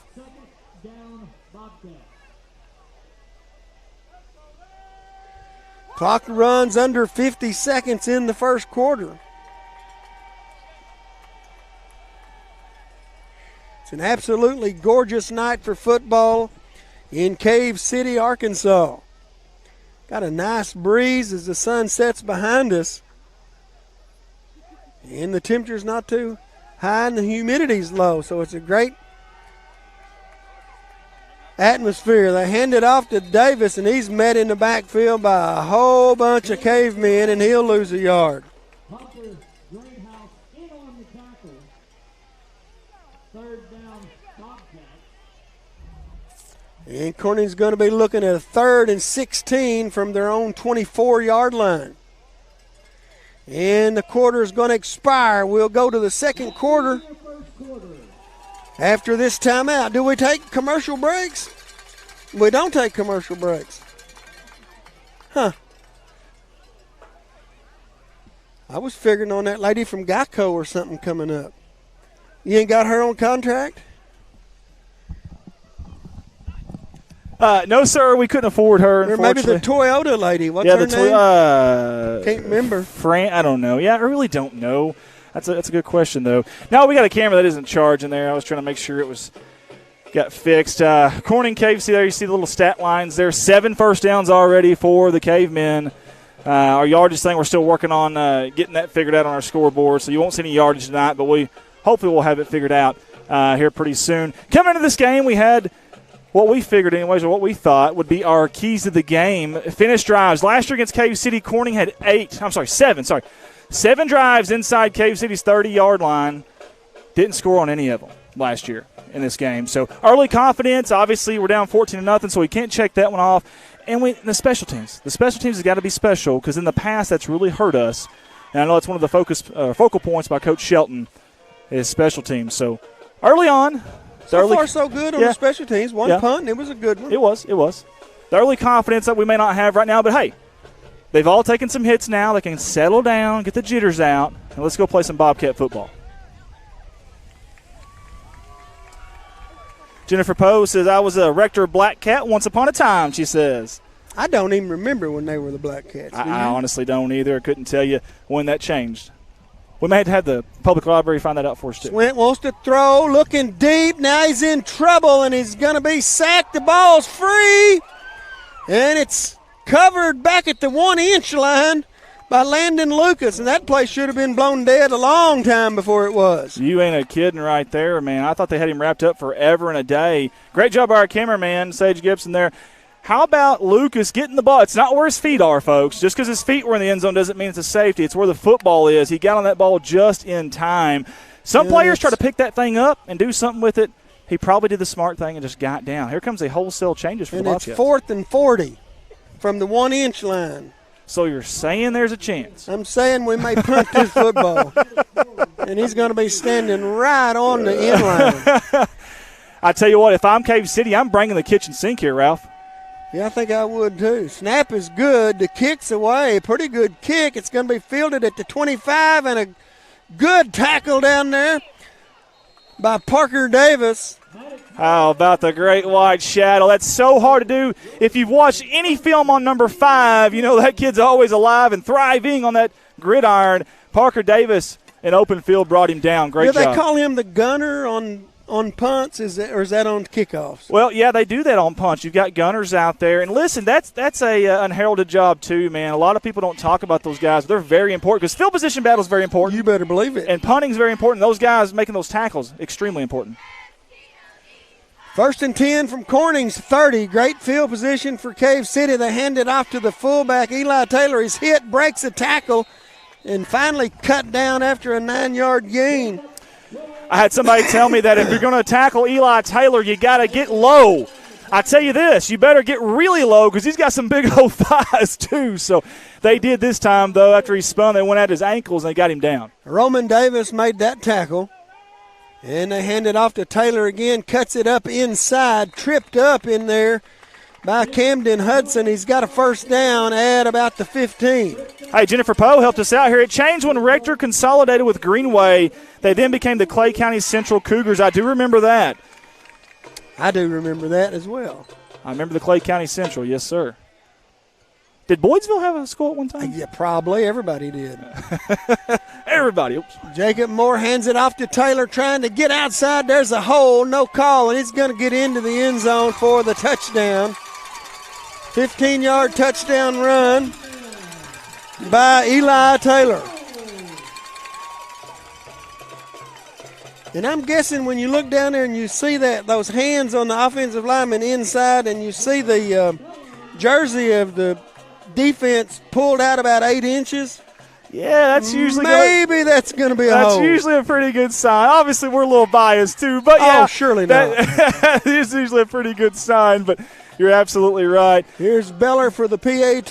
Again, don't want to jinx her, but only missed 2 extra points last year. And that one's blocked. And the Beller family is going to hate me. I've jinxed her twice now, Ralph. And I think Pettis blocked that. Tell you what, that's 3 things have got to happen there, Ralph. The snap's got to be good, the hold's got to be good, and the kick's got to be good. And then you can still have something happen. They still have something go block wrong, it. Yeah. But I tell you what, a lot of credit to to anybody that tries these extra points in high school, man. It's just it is kind of an art form. It really, really is. But you don't see a lot of people that have good kickers in high school anymore. No, hardly ever, man. Did you guys have a kicker when you played? I don't remember. We did, Matt Rigdon, but we didn't kick very much, just to tell you the truth. Now, in practice, I'm going to tell you something. Old Matt could kick now. I mean, he was kicking probably from the 20, 25 and getting it there, so that's a 30, 35-yard field goal. And but we never – I don't think we ever had – we were so old school, baby, that dead tee, 3 yards in a cloud of dust, and everyone goes for it on 2-point conversion. It's hard to break that, and I don't know. What's the percentages in high school? You know what I mean? Like if you're analytics, what's the percentages? If you get it every other time, you're just as well off. I guess so, yeah. 10:09 to go here in the second quarter, like Ralph mentioned. Beautiful night. Beller's going to kick it away again. This time she kicks it deep, and it'll be taken at the 21-yard line. Up inside, I think that's Camden Hudson out to the 38-yard line. We'll have to get a number. Hudson, yes, it is. And a good return. Corning's got good field position. Now we need to do something offensively. I tell you what, Hudson looked pretty good there. That initial surge from the kick team there, blocking was really good too. Who knows? Maybe later in the year we'll end up breaking one of those. Jerry Sonker says, good seeing Ralph at the first football game. Hopefully Ralph can make the first basketball game too. Oh. Throwing it out there is Mr. Jerry Sonker. Send me a schedule. They hand it off to Davis inside, and he's hit immediately, and down he goes. No gain on the play. Well, maybe a yard. Ralph, I got to tell you, man, it's so wonderful seeing the stands packed, seeing people lining the sides, seeing the band, seeing the cheerleaders, the sights, the sounds, the smells of Friday Night Lights again. It really is. Ain't nothing like it, is there? Oh, there really isn't, man. I hope we are fortunate enough to do this for years and years and years and years to come, because I sure do enjoy it. You know, our kids, my boys, they played basketball and baseball and football, and they liked basketball and baseball, really liked it. But football's a different animal. Yeah. It's just a different thing. It really is. Swint's going to keep it, cuts it up inside, now back against the grain, runs into a bunch of Cave City cavemen at about the 41.5-yard line. I like Swint's bounce step there now. That old Mark Ingram, Emmett Smith type, man. When he plants, he can hop 2 or 3 yards to the left or the right. That's a good little player right there, number 12 in white. Best NFL running back you ever seen? Well, here's the deal. That I have ever seen, to me, Eddie George, because he had everything. Because he didn't just run the ball good, catch the ball good. He blocked really well, Eddie George did. Just running the football. Take the other stuff man, out. I love Marshall Faulk, his style, the way he ran. You can't go against Emmett Smith, although I'm not a Cowboys fan. Oh, so that's why I'm not going I'm Emmett a Cowboys fan. Swint rolling to the left, looking, lets it go, and it's picked off at the 45-yard line. He overthrew Hudson, and it may be a touchdown. It's a pick six for Maddox Moreland. Tell you what, he's an athlete. Look at the camera work there. Great job by Sage. And great job by Maddox Moreland. You give 5 some room, I tell you what, he's going to eat you up. I watched the scrimmage game, a little bit of scrimmage between them and Desark. And Desark, by the way, is a favorite, possibly in 2A, to go all the way and win it.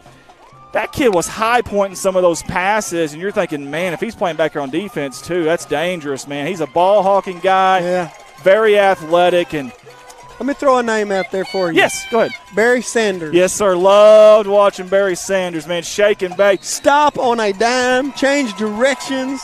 He had some big old thighs. We talked about Cave City's running back, some big thighs. He was a blast to watch, man. Barry Sanders was. Obviously, before our time, Jim Brown would get a lot of votes, but I obviously didn't see Jim Brown play. And I seen a little bit at the tail end. Yeah. O.J. Simpson was an outstanding running back. That Gale box, Sayers. no good. Gale Sayers was really good. Yeah. Now, I'm a Cowboys fan and Sure. have been forever. Now, there's That's a story behind that. Okay. That's interesting. Let's go ahead. We got time. My brother J.C. went to school at Washita Baptist with Cliff Harris. Harris, who's now in the Hall of Fame. Fame. Boom. And he played football, obviously, at Washita Baptist, and J.C. knew him, and then he played for the Cowboys, so J.C. was a Cowboys fan. Well, when I was growing up, if J.C. was a Cowboys fan, son, that was good enough for me. That was good enough for you, wasn't You it? better believe it. So I'm a Cowboys fan, and I'm partial to Emmitt Smith. Well, JC, I would say you're perfect, but I guess nobody's perfect because JC's a Cowboys fan, but I thought he had better taste than that. But that's okay. I miss OJ. How's he doing? He's doing good. He's at the house. We got a big dove hunt planned Yeah. for in the morning. And, Good. he's at the house right now. Well, good. Hopefully he's watching right now. As Bob Smith says, what about sweetness, Walter Payton? How can we forget Oh, about my Walter gosh, Payton? yeah. Oh, my God. The Walter Payton heel, man, I tell you what, that dude was and I tell you, he would lower the boom. He would wouldn't just lower run the out of boom. bounds, man. He would look for contact. Bo Jackson's another name that Oh, comes if he to could have mind. stayed healthy. Man, I'm, of course, a Raiders fan, too. If he could have stayed healthy, Yeah. man. Good kick. Here's the kick. Hudson fields it at the 18. Across the middle of the field. Now cuts it. Hey. Tries to get to the sideline. They drag him down at the 30-yard line. I tell you what, Camden looks awful good. I love seeing that kid back out here. You see number 10 on your screen there. Good job by our cameraman. Love seeing him back out there. I'm happy to see these kids. I'm telling you something. How many people have you ever said, or you ever talked to that said, "Hey, I wish I'd never played football"? Nobody. Nobody. But how many Nobody. people do you hear say, "Man, that's one of my worst Wish I mistakes"? had done that. Yes. Yep. Yes. And I'm so happy to see the kid out there. And we got to give some love, number 21, Bryce Walling. He's been everywhere tonight. He made that tackle. Great arm. He had a hold of his jersey there, arm tackle. Corning's had some pretty decent starting field position tonight, but they've not been able to get anything going offensively. This time, Swint's going to keep it, and he's going to be knocked down right at the line of scrimmage. No gain. Team Milwaukee Treadway got down low there and kind of clipped him. It just seems like even if they can get past that first wave, that second wave is so fast, man. They're reading their keys so well. I don't know if maybe a reverse here or a double handoff, something misdirection, a counter, whatever it may be right now, maybe the best Well, they are medicine. swarming to the football, and maybe something misdirection would work. We'll see. Jennifer Post is glad to have Camden back. Amen. Hudson's in motion. And Swint's going to keep it. He slips a tackle this time, and he's got positive yardage out across the 35 to the 37-yard line. So that's a good run. Pretty well blocked. He had some running room. Yes, sir. And he made a guy miss, and he got positive yardage. How you're reading that defensive end there, and I don't even know if it was the right read or not, but it didn't matter because he got through there. Great job by Swint. I like what I'm seeing from a couple of these players. We've got some athletic guys back in that backfield, Ralph. 3rd down and 3. The ball's got to get to the 40-yard line. So a stacked backfield. And they hand it to the second man through, and he's going to be really close. I think he's going to be just a little bit short. That was Landon Lucas. He had to get to the 40, Ralph. Watch the it's where the football is, not the body, the football. Boy, that's awful close, isn't it? And I'm saying with a score 26-0 with 6.5 minutes left in the first half, you just line up and see if you can make this 6 inches. What do you say? I kind of like the scheme that we just saw there, the formation. I wouldn't mind seeing it again. Same formation. Same handoff, and he's not going to make it. Give Cave City Not credit. going to make it. Cave City got low up front, and they blew the offensive line back off the football, and the linebackers came in and cleaned it up. They'd actually lose a half a yard. Tell you what. And Corning turns it over on downs. They stacked the box knowing it was 4th and short. There was 9 bodies within 2 yards of that line of scrimmage when the ball was snapped. That's hard. That's hard to do. If you play action and roll out with maybe a tight end, it may be a touchdown there. You know, Bradley, my son, played offensive line for Corning, and he told me when they know you're going to run and they put everybody up there, that you can't get them all blocked. It doesn't make any difference how big you are. It doesn't make any difference how strong you are, how quick you are, how good you are. You just can't get them all blocked when they stack them in there like that. You just can't do it. It's impossible. Hey, Katie Scheffler coming in from South Texas. Go Bobcats. Pam Raspberry says go Cats. Kurt Coulter as well, go Bobcats. Hey, I want to thank Jay Malone over at Jay's Photography. Owner-operator Jay is a very talented young man. The company's way more than just photos like the name says. They do vinyl lettering, graphic designs, custom wood pieces, and they even create videos like our intro and hype video. Get a hold of them at 870-323-0929, Jay's Photography. Hey, you need graphics? Maybe a company logo? How about an event flyer? Contact CSR staffer Ricky Superfly Betts at...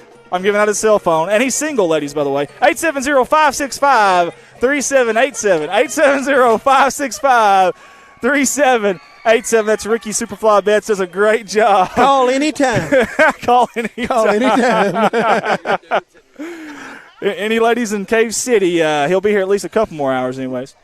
Oh. 6:16 to go here for halftime. It's CSR Harmony, man. We're making couples laugh. I love it. Cheyenne Edmonton supporting from Illinois this year. Very good. Making people laugh since 2019. I like it. That's going to be our new slogan. That's right. I like it. And to hand it off over the left side, dragging tacklers with him, is Eli Taylor. And he'll gain about 3 yards on first down. It'll be 2nd and 7. Matthew Zajac watching from Yakima, Washington? I don't even. Yeah. Okay. Let's go with that. Sounds good. Well, Matthew, thank you, buddy. Yes, thank you, sir. Trying to get outside to the right side. Corning trying to string it out. Wow. They do, and a great tackle by Camden Hudson out there in the open field as he cuts him down at the 32-yard line. Can we call him Kamikaze Camden? Watch this. Kamikaze Camden. That's a good tackle in open field. Hey, you're either the hammer or the nail, and Camden was a sledgehammer there. Great job, very aggressive coming in from that D-back position. 3rd down and 3. Hand it off to Taylor. Hit inside, spins away from tackler, breaks another tackle, still on his feet, and into the end zone from 32 yards away. Eli Taylor, and they had a couple shots at him, Andy, just couldn't drag him down. That's actually Jacob Jones on that it? one. Yes, 18 and 19 looks so similar, I think. But, yeah, Jacob Jones. But I'm going to tell you something. That's a big boy touchdown right there. That's all number 18. That's second effort. That's third effort. And that's just getting there. Great job. You can't arm tackle him, right? No. And Beller for the extra point. Been unsuccessful the last 2 times. And she's 0 for 3. I'm not jinxing her this time. It's Ralph, not me.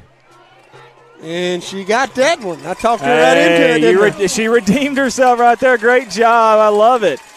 Great kicker from last year, and it looks like got the first one up. And obviously on kickoff's been doing a pretty good job too. So Diane Taylor says, hi, Andy and Ralph. Ralph Lynn, you guys sound good. Well, thank you. We appreciate it. Hey, we need to say some prayers here. Mark Woods, hoping for a Bobcat win, but he's watching from the Jonesboro Hospital.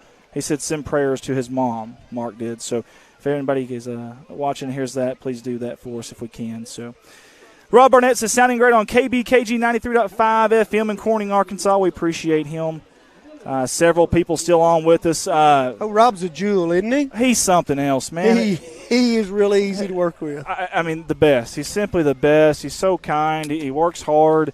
He calls me sir. Like I don't know how old he is, but I'm probably 30 years younger than I better be careful to say that. Rob, I better be careful. Nothing but love, Rob, if you can hear me right now. But just such a nice guy, man. Class act. Love him. I know he can hear us, so Rob, you're thank you. knocking on 34's door, I'm sure. Yeah, knocking here in a couple of weeks on that door. Audrey Sheet says, to the Bobcat fans sitting in the bleachers, remember this is a team sport. They win as a team and lose as a team. Stop downgrading the players. They are working hard. Yeah, we definitely don't want any negative stuff, obviously, if we can. Obviously, young kids, you're probably going to get a little bit of that, but yeah, definitely don't want that. That's not what we want to be. Hudson with a return out to the 30, so another good return for Hudson. I think I'm going to call it now. He's going to break one this year. I think you're right. I think he will. I just feel it, man. And he's got good open field speed. Yeah, he really does. I wouldn't mind seeing him out there. I've seen him line up at receiver a time or two. I wouldn't mind trying one deep, him or maybe a Parker Davis. I know we tried earlier with Davis, but just kind of had a little misunderstanding there, miscommunication. But both of those guys pretty quick. And, of course, Davis, those long arms, he's already tall as it is. And it's one-on-one, no safety. They put Hudson in motion, and they're going to get Swin in the backfield for a 5-yard loss. I tell you what, Ralph, it's the defensive end that's causing problems here on all of these. It seems like, my goodness, nobody's touching him. I think the tight end is going to that second level to get the linebacker, and, man, if you can't get up that hole very quick, I mean, he's going to get you every time, and got to give him credit. Well, I tell you, there's just no substitute for speed. And you can't coach it, you can't teach it. 2nd down and 14 for the Bobcats from the 25-yard line. Swint wants to throw. He's going to get it out, and Davis drops it. That's Roman Davis, I believe. It is. Roman looked upfield to see if he had running room right before it got to him, and it went in and out of his hands, incomplete.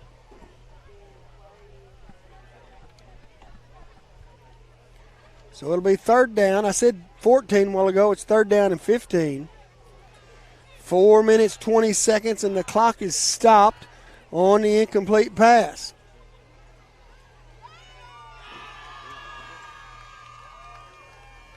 Swin will bring them to the line of scrimmage, send 3 receivers left, 1 to the right, and he wants to throw. And now he's scrambling for his life, tucks it, he's going to run it, he's got yardage, he coughs it up, and Cave City's got it at the 32-yard line.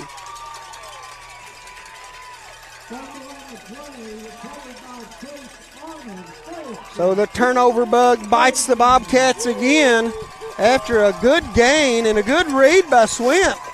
Well, I'll tell you this, Coach Shelton will have plenty of stuff to talk about in the film room come Monday. I will say that. But, again, first game, listen. That's why you play non-conference games first. Bingo. So you can clean this stuff up. That's right. And not only is it a first game for these guys this year, but it's the first game under a new tutelage of a new head coach.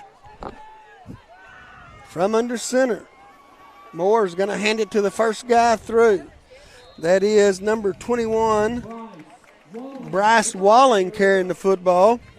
Walling is a 5'8", 170-pound junior. Had 100 yards rushing at Hoxie last season. I tell you, he's a good-looking kid. He kind of gets, I don't know, maybe under the radar with all these other guys, the Jacobs and the Taylors and the Morelands, but he's a quality back that does a little bit of everything for them, kind of the glue guy.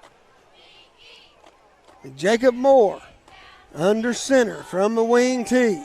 Man in motion, handed off inside again, and is going to be near 1st down yardage. Maybe a little short. They're going to mark him back at the just outside the 24-yard line, so it's going to be 3rd down and about 2.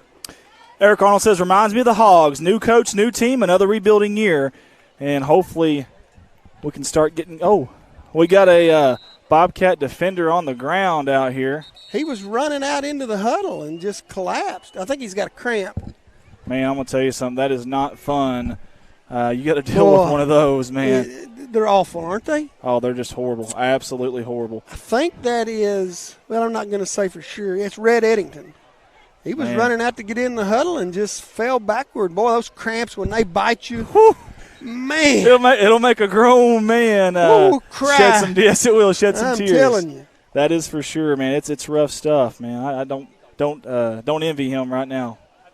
You ever have those cramps when you were playing? I do. I have them still. Oh, I do too. I'll be in the middle of the night and kind of stretching out. Next thing you know, I have a cramp. But, yeah, I did have those. And we were always told, keep hydrated. You know, obviously bananas is always something you heard as well. We never really had bananas on the sideline Pickle necessarily. juice is a big thing now. Pickle juice is too. That's right. Off over the right side. They kick the end out. He makes a man miss at the 15, still on his feet. And they'll dump him at the 10-yard line. That's Villaluna, I think, made the time. No, Roman Davis, I'm sorry. How about Roman getting in there? Boy, get a little action and darn near upended him there. Obviously a 1st down for Cave City, but great open field tackle, though. Roman's a sophomore, had a good season last year in football and basketball. Big, long kid. They hand it over the right side. Makes a man miss at the 5. And they get him bottled up then just about the 5-yard line. Ralph, here's my opinion so far. Obviously, it's a 4A school, so coming into this, you knew it was going to be a rough sledding. You know, they've already had a game under their belt. We haven't, new coach, all that stuff. But I think where this game is being won is obviously turnovers, but up front, man, I'm going to tell you something. These backs are getting to that second level without getting touched.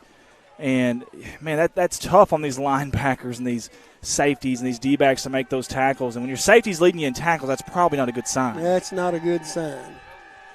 Handoff over the right side, cuts it inside. They sling him down at about the 2-yard line. That's a great job. Now, I think it was Coben Pettis that was the first one there. There were several Bobcats in there, but Coben did a good job of getting his head in there and getting his hand on him and hanging on. Well, you look at offensive and defensive lines, Andy, and they're unheralded. Yeah. Unheralded. Heralded, there you go. They don't get any credit when they're doing good. You look at these running backs making all these yards and stuff, and you, well, they're good and they're fast and they're that and the other. But I'm telling you, those linemen make running easy for running backs.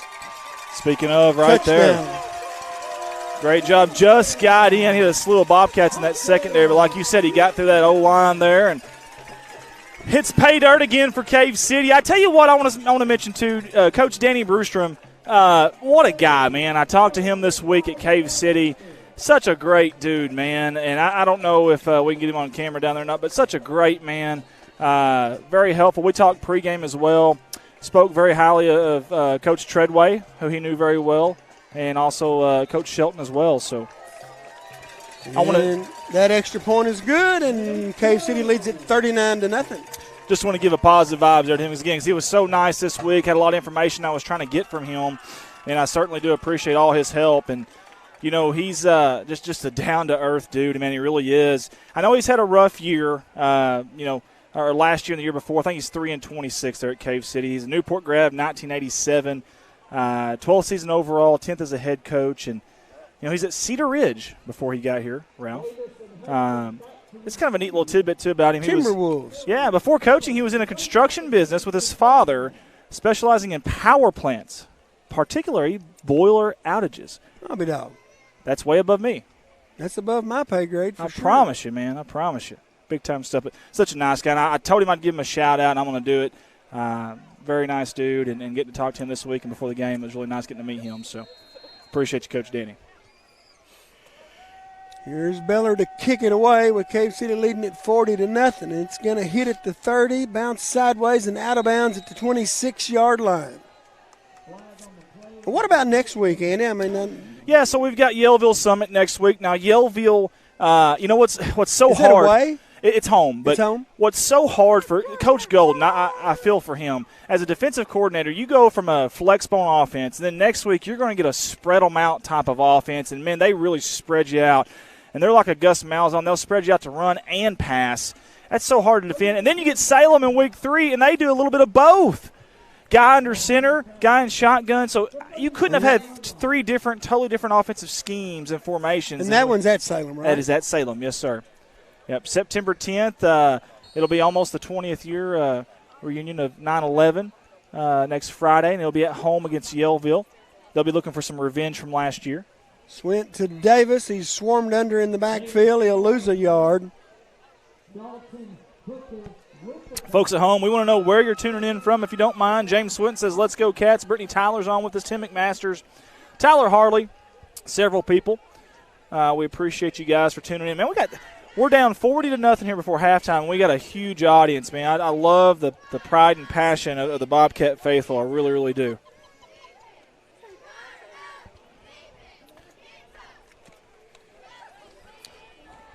Swint from the shotgun. Has the snap, sprint left, looking to cut it up, and just not much running room there for him, and he's tackled right at the line of scrimmage. It'll be 3rd down and 11. I was talking to Coach Shelton, and we had the coaches show, and he's a firm believer in having linemen that don't go both ways a whole lot. He wants his linemen fresh.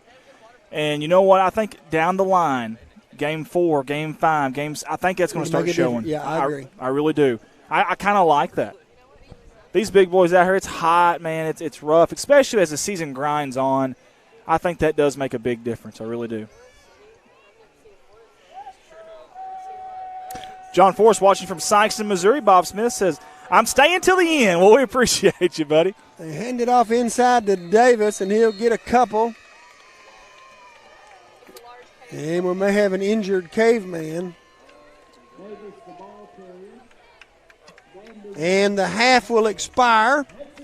And we'll go to halftime with Cave City leading Corning by a score of 40-0. Yeah, I tell you what, big half there for Cave City. Man, I think everything went right for them, Ralph. It seemed like, anyways, anything and everything that could go right for them that went right. The offensive line, the defensive line, the turnover battle, throwing the ball, everything seemed to maybe even penalties might. Well, I don't know. It'd been pretty close, I guess. Pretty close in penalties. But I want to thank everyone for tuning in with us. We got another half to go. I also want to thank all my workers. I always try to thank them. Ralph Morrow for coming out of retirement last minute, helping us out tonight. It means so much to me. Desi Earls on the camera, Tim Earls, Shayna Casinger working the scoreboard. By the way, how do y'all like the scoreboard? New scoreboard now. We take it off during halftime, but new scoreboard system. Not bring it up. Shayna says she's doing a great job. Ricky is on the director's iPad tonight, which is different. I don't think he's ever done that. Doing a great job. We got Hannah Eddy. You want to get in the camera here, Hannah? There we go. You want to wave at everybody? That's my stepdaughter right there. She was a heck of a softball. There we go. That right there. There you go. Heck of a softball player at Twin River. She and Sage, her man. There he is, Sage. Sage Gibson doing a great job on the camera. He came up here to help us. Big thank you to them as well. Guys, listen, we couldn't be here without our sponsors, and our Bobcat band and cheerleaders aren't doing anything, so I think it's a great time to give them some love. I'm going to work on the new sponsor video for next week, but we're going to the old one for the time being, guys. We'll be right back. Halftime, Corning 0, Cave City 40. We'll be right back at these words from our sponsors.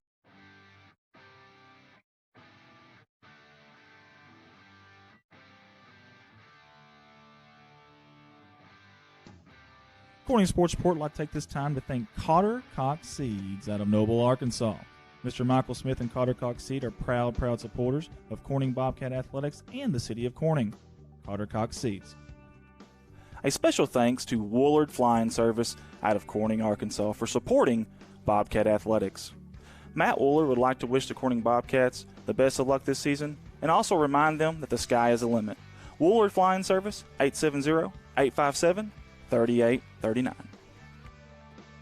Wiedemann Farms, 561 County Road 131 in Corning, Arkansas. Wiedemann Farms has been serving the Corning community since 1978. Larry and Mary Wiedemann are proud supporters of not only the city of Corning, but of Corning Bobcat Athletics. Wiedemann Farms, go Cats. Corning Sports Report would like to give a shout out to Watson Oil Company for their continued support of Corning Bobcat Athletics. Locally owned, locally operated. Kelly and Chad Watson would like to wish the Corning Bobcats the best of luck on the upcoming season. Watson Oil Company, 406 Southeast 1st Street, Corning, Arkansas, 870-857-0006. A special thanks to Solace Grain Bins and S&L Irrigation on their sponsorship. Whether it's grain bins, wells, pumps, underground pipe, or any service of that nature, Solace Grain Bins and S&L Irrigation will take care of you. Rhonda and Jerry Solace would like to wish the Bobcats the best of luck on the upcoming season. Red Taylor Ford, locally owned and operated by the Taylor family since 1977. Their company has been an integral part of the Corning community since their beginning, participating and or donating to basically every major community project to come before them. They have a top-notch service department with master certified technicians. Contact them for all of your automotive needs at 870-857-3516 or at www.redtaylorford.com. CSR would like to thank Parkview Restaurant of Corning, Arkansas for their sponsorship. Parkview offers breakfast, lunch, and supper, including daily plate lunches, and they have a deli with a variety of lunch meats and nightly specials. Amy and Danny and Jordan are big supporters of Corning Bobcat Athletics. Thank you to Parkview Restaurant. This is Mike Vinson, Certified Public Accountant. I've been a Bobcat fan for as long as I can remember, having worn the black and gold as a student years ago. Join me in supporting our students as they proudly represent our school and community. And come see me on 2nd Street in downtown Corning for all your tax and accounting needs. Go Bobcats. Keith and Rhonda Turner of K-Ron Farms would like to encourage the community to support the students of the Corning School District. Whether it is a sporting event or an academic accomplishment, these students are representing our school. We need to let them know how proud we are of them. Let's show our Bobcat pride. It's great to be a Bobcat. K-Ron Farms. The Corning Sports Report would like to give a special shout out to State Representative Joe Jett for sponsoring our endeavor. Mr. Joe Jett has always been active in the community, whether it's supporting the town of Corning or it's supporting Bobcat athletics. This is a political ad paid for by State Representative Mr. Joe Jett. Corning Sports Report would like to say thank you to Jerry and Linda Turner of J-Lynn Farms. Jerry and Linda are sponsoring us with a black and gold package this year, and they are proud supporters of Corning Bobcat athletics. J-Lynn Farms. Corning Sports Report would like to give a special shout out to Jeremy and Amanda Wiedemann out of Corning, Arkansas. Extremely kind-hearted people who not only support the community, but they also support the Corning Bobcat athletics. Jeremy and Amanda Wiedemann. CSR would like to give a special shout out to Heritage Ag out of Hoxie, Arkansas. Serving Arkansas farmers since 1966, leading the farm equipment industry into the 21st century. Call Brody Morrow, salesman at 870-886-6663 or 870-809-1822, Heritage Agriculture of Arkansas. First National Bank takes the banking experience and customizes it to fit you. Whether it's supporting your Corning Bobcats or saving you time by eliminating trips to the bank, First National Bank puts you first. Always. Member FDIC and equal housing lender, First National Bank. Your local Farm Bureau insurance company introducing Ag Promise, an exceptional policy that protects everything farmers rely on. Ag Promise is a competitively priced, easy to understand, and tailored to meet your specific needs. That's Farm Bureau's commitment to you, and they have a team of local agents and adjusters ready to back it up. Give them a call today to protect your agribusiness. It's not complicated, it's a promise. Ag Promise, 870-857-6788.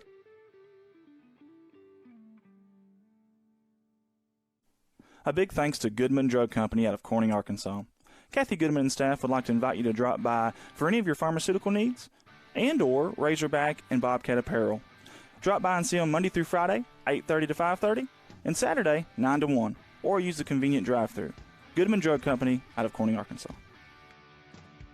CSR would like to say thank you to Clay County Electric and Clay County Connect, a broadband company, for their sponsorship for Bobcat Athletics. To see if you're eligible for Clay County Connect, a broadband company, contact them Monday through Friday, 8 a.m. to 5 p.m. at 870-202-1990. Clay County Electric and Clay County Connect.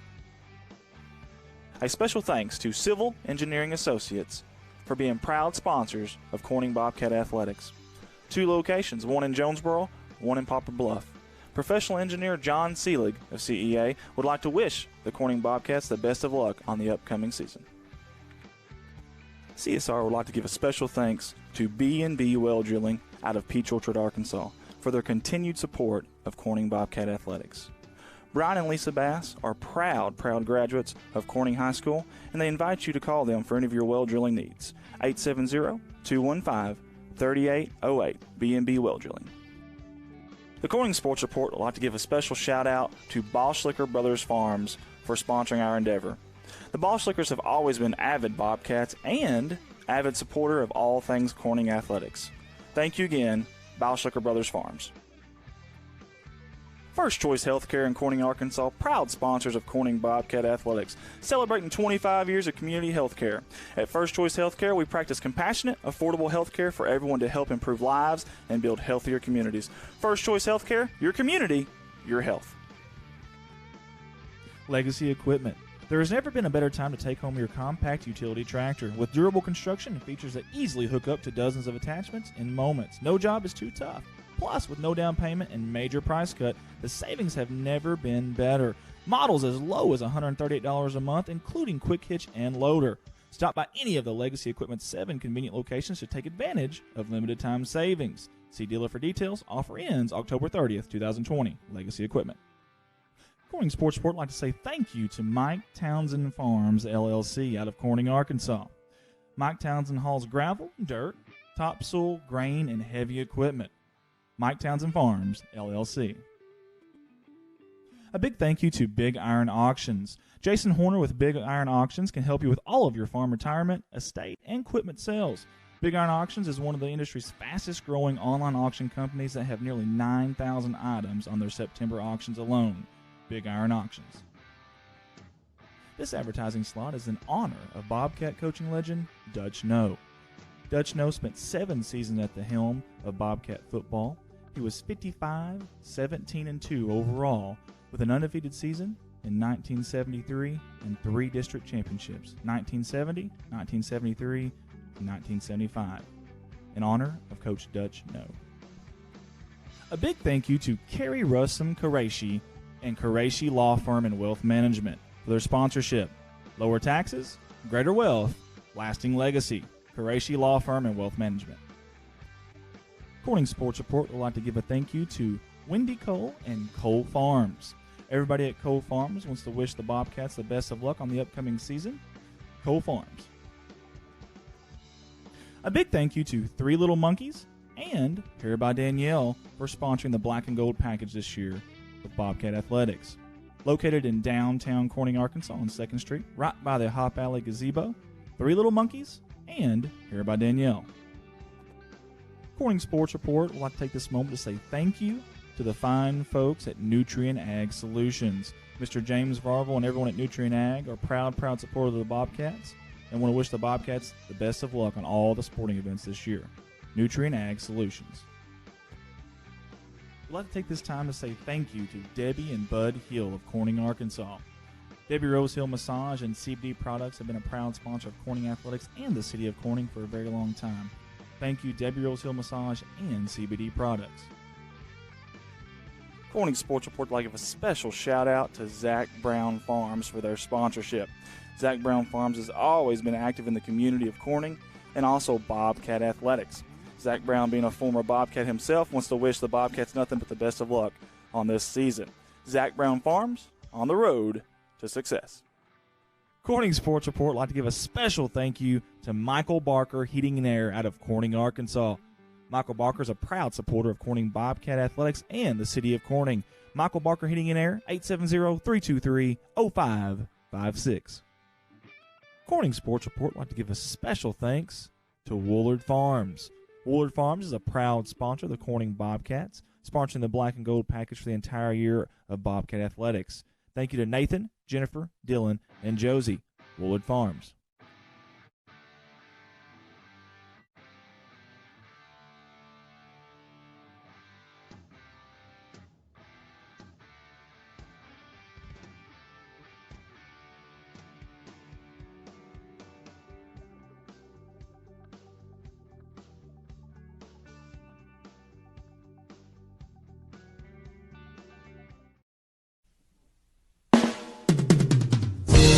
CSR presents Real Amateur Sports Heroes. Real amateur sports heroes. Today we salute you, Mr. 4th down and 17 overly confident offensive coordinator. Mr. 4th down and 17 overly confident offensive coordinator. You take an obvious punting situation and turn it to a baby mama drama test result episode of Jerry Springer. Swore I was the father. Sure, every analytical chart says not to go for it here, but this school didn't hire a math teacher. They hired a borderline or reckless gambling wizard. Why are the letters in my multiplication? What's cooler than a triple reverse halfback pass to an ineligible tight end? Your sun visor you wear with stiff gelled hair sticking out like monkey grass. That's what. Really think we can make it? You defy the odds while also defying every sense of logic and common sense known to man. And for that, this stream is for you, wild man. Mr. 4th down and 17 overly confident offensive coordinator. Sports Report, Corning, Arkansas.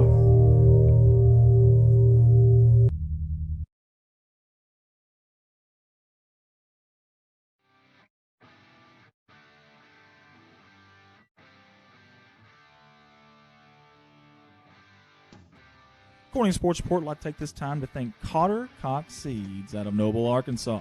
Mr. Michael Smith and Cotter Cox Seed are proud supporters of Corning Bobcat Athletics and the city of Corning. Cotter Cox Seeds. A special thanks to Woolard Flying Service out of Corning, Arkansas for supporting Bobcat Athletics. Matt Wooler would like to wish the Corning Bobcats the best of luck this season and also remind them that the sky is the limit. Woolworth Flying Service, 870-857-3839. Wiedemann Farms, 561 County Road 131 in Corning, Arkansas. Wiedemann Farms has been serving the Corning community since 1978. Larry and Mary Wiedemann are proud supporters of not only the city of Corning, but of Corning Bobcat Athletics. Wiedemann Farms, go Cats. Corning Sports Report would like to give a shout out to Watson Oil Company for their continued support of Corning Bobcat Athletics. Locally owned, locally operated. Kelly and Chad Watson would like to wish the Corning Bobcats the best of luck on the upcoming season. Watson Oil Company, 406 Southeast 1st Street, Corning, Arkansas, 870-857-0006. A special thanks to Solace Grain Bins and S&L Irrigation on their sponsorship. Whether it's grain bins, wells, pumps, underground pipe, or any service of that nature, Solace Grain Bins and S&L Irrigation will take care of you. Rhonda and Jerry Solace would like to wish the Bobcats the best of luck on the upcoming season. Red Taylor Ford, locally owned and operated by the Taylor family since 1977. Their company has been an integral part of the Corning community since their beginning, participating and or donating to basically every major community project to come before them. They have a top-notch service department with master certified technicians.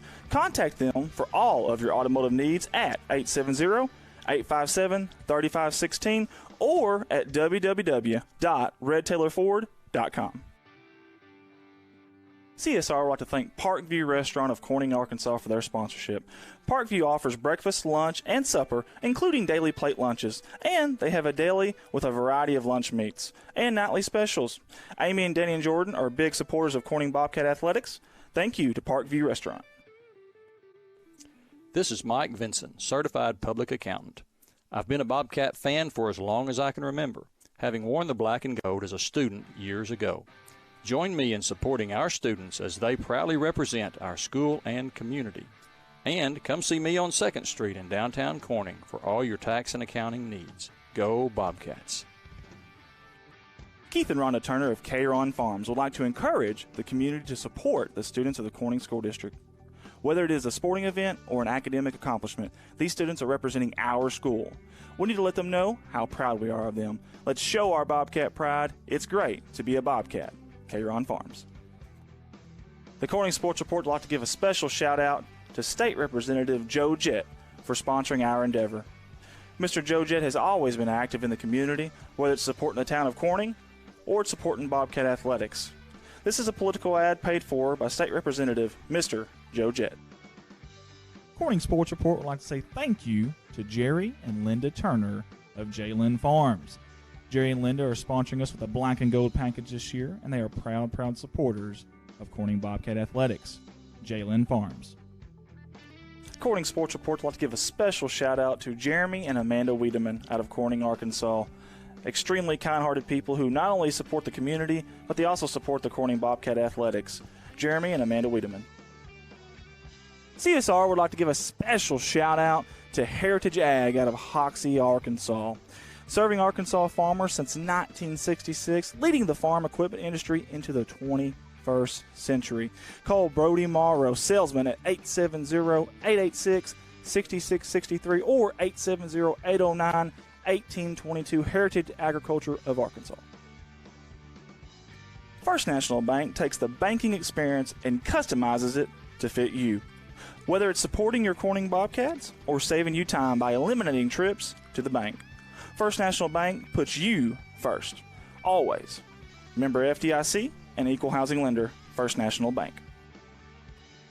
Your local Farm Bureau insurance company introducing Ag Promise, an exceptional policy that protects everything farmers rely on. Ag Promise is a competitively priced, easy to understand, and tailored to meet your specific needs. That's Farm Bureau's commitment to you, and they have a team of local agents and adjusters ready to back it up. Give them a call today to protect your agribusiness. It's not complicated. It's a promise. Ag Promise. 870-857-6788.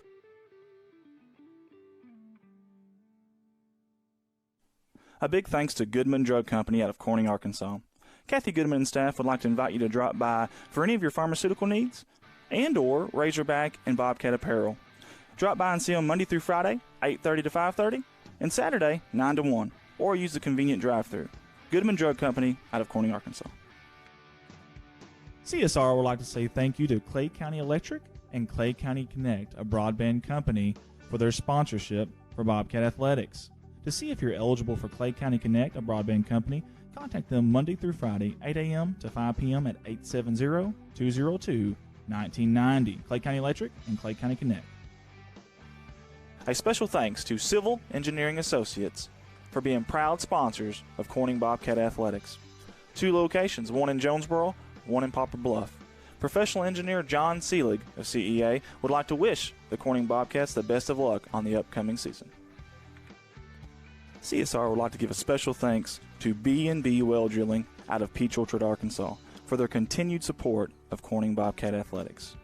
Brian and Lisa Bass are proud graduates of Corning High School, and they invite you to call them for any of your well drilling needs. 870-215-3808, B&B Well Drilling.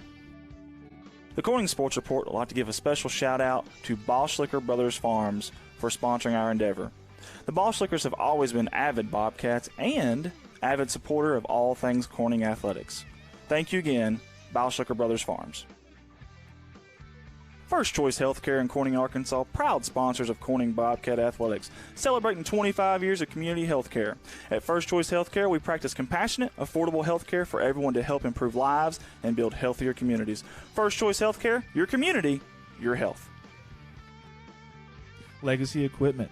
There has never been a better time to take home your compact utility tractor. With durable construction and features that easily hook up to dozens of attachments in moments. No job is too tough. Plus, with no down payment and major price cut, the savings have never been better. Models as low as $138 a month, including quick hitch and loader. Stop by any of the Legacy Equipment's 7 convenient locations to take advantage of limited time savings. See dealer for details. Offer ends October 30th, 2020. Legacy Equipment. Corning Sports Report would like to say thank you to Mike Townsend Farms, LLC, out of Corning, Arkansas. Mike Townsend hauls gravel, dirt, topsoil, grain, and heavy equipment. Mike Townsend Farms, LLC. A big thank you to Big Iron Auctions. Jason Horner with Big Iron Auctions can help you with all of your farm retirement, estate, and equipment sales. Big Iron Auctions is one of the industry's fastest growing online auction companies that have nearly 9,000 items on their September auctions alone. Big Iron Auctions. This advertising slot is in honor of Bobcat coaching legend Dutch No. Dutch No spent 7 seasons at the helm of Bobcat football. He was 55, 17-2 overall, with an undefeated season in 1973 and 3 district championships, 1970, 1973, and 1975, in honor of Coach Dutch No. A big thank you to Kerry Russum Qureshi and Qureshi Law Firm and Wealth Management for their sponsorship. Lower taxes, greater wealth, lasting legacy. Qureshi Law Firm and Wealth Management. Corning Sports Report would like to give a thank you to Wendy Cole and Cole Farms. Everybody at Cole Farms wants to wish the Bobcats the best of luck on the upcoming season. Cole Farms. A big thank you to Three Little Monkeys and Hair by Danielle for sponsoring the Black and Gold package this year with Bobcat Athletics. Located in downtown Corning, Arkansas on 2nd Street, right by the Hop Alley Gazebo, Three Little Monkeys and Hair by Danielle. Corning Sports Report would like to take this moment to say thank you to the fine folks at Nutrient Ag Solutions. Mr. James Varvel and everyone at Nutrient Ag are proud supporters of the Bobcats and want to wish the Bobcats the best of luck on all the sporting events this year. Nutrient Ag Solutions. I'd like to take this time to say thank you to Debbie and Bud Hill of Corning, Arkansas. And we are back here for second half action from Cave City, Arkansas. CSR Live, Friday Night Lights. So have several of you guys on. We appreciate that. We're about to kick it off, about to get you back out to the action. Our director, Ricky Superfly Single Bets, is about to send it back out there for us. And all of our fine folks on the camera like Sage and Tim Earls and Desi, we appreciate them. Shayna, Ralph as well. Thank you for being here, Ralph. This is fun. You're welcome. Hey, so, what did Bob Smith say? He said Rocket Ralph. That's right. And what was he Bullet called? Bob. Bullet Bob. I love that. Here we go. Second half action live from Cave City. And I think if you're the Corning Bobcats, you disregard the score right now. You don't even look at the scoreboard, and you try to win the second half. Amen. Hudson from the 20, hit and down at the 31-yard line. What's the number So you just try to win the second half, and you try to build some momentum for next week.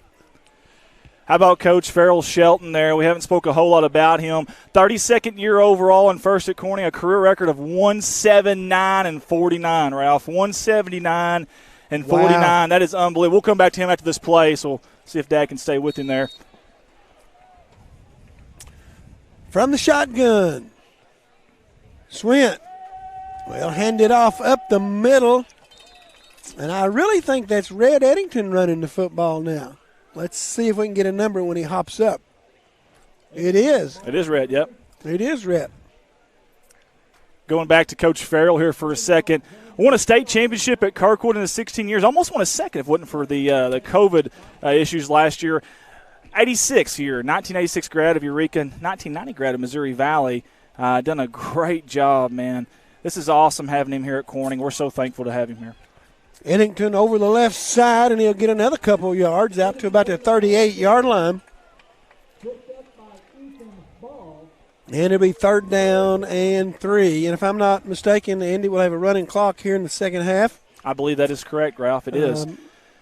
35 points in the second half, is that right? That's what it was last year. I assume nothing changed. We don't have our J.R. Rourke, our rules expert, here tonight, but I believe that is correct. 3rd and short, Ralph. We'll see what we do here. Let's spread them Eddington out. stays in there at running back. He's to the left of Swint. Swint's going to cut it up inside, and he's going to be really close to first down yardage. And they say he's got it. And Corning opens the second half with a first down. I tell you what, Ralph, if you're Coach Shelton and gang and that coaching staff, you just say, look, brand new ball game, 0-0. Let's win the second half. That's exactly right. That's exactly what you do. Take something positive from it and move on. Speaking of positive in our conference, one of our conference teams are winning right now. Osceola 6-0 over Blytheville, and Manila up big over EPC. Wow, that's kind of a shocker, isn't it? I picked Manila to win in our press box predictions, but not by that much. My goodness, up by almost 30. Swint trying to get outside. He got a block. He turns the corner. Now bang him out of bounds inside the 50 at the 48-yard line, and he may have first down yardage. The best run of the night for Swint. Good job. Sorry, go ahead. He used his speed to get outside, and he got a couple of really nice blocks. Exactly what I was going to say, Ralph. Stole my thunder there. Good job. I knew you seen it too. That was Camden Hudson and Red Eddington out there. Did they chip them and get them on the ground? No, but they got enough of them to stall him long enough so he could get that boundary, get that edge. Good job. Landon Lucas checks into the huddle. Donna Williams Montgomery on with us, Robin Cindy Barnett, John Force watching from Saxton, Missouri. Appreciate everybody for tuning in tonight, guys. And Corning's going to delay a game. That'll drive a coach crazy That right will there. drive a coach crazy. Looks like they were having a little trouble getting their personnel in there for the next play. And again, you know, a lot of this stuff sounds like we're harping on it. But that's why you play non-conference games first. Bingo. You get all this stuff out of the way. You go back, you look at film, you clean it up.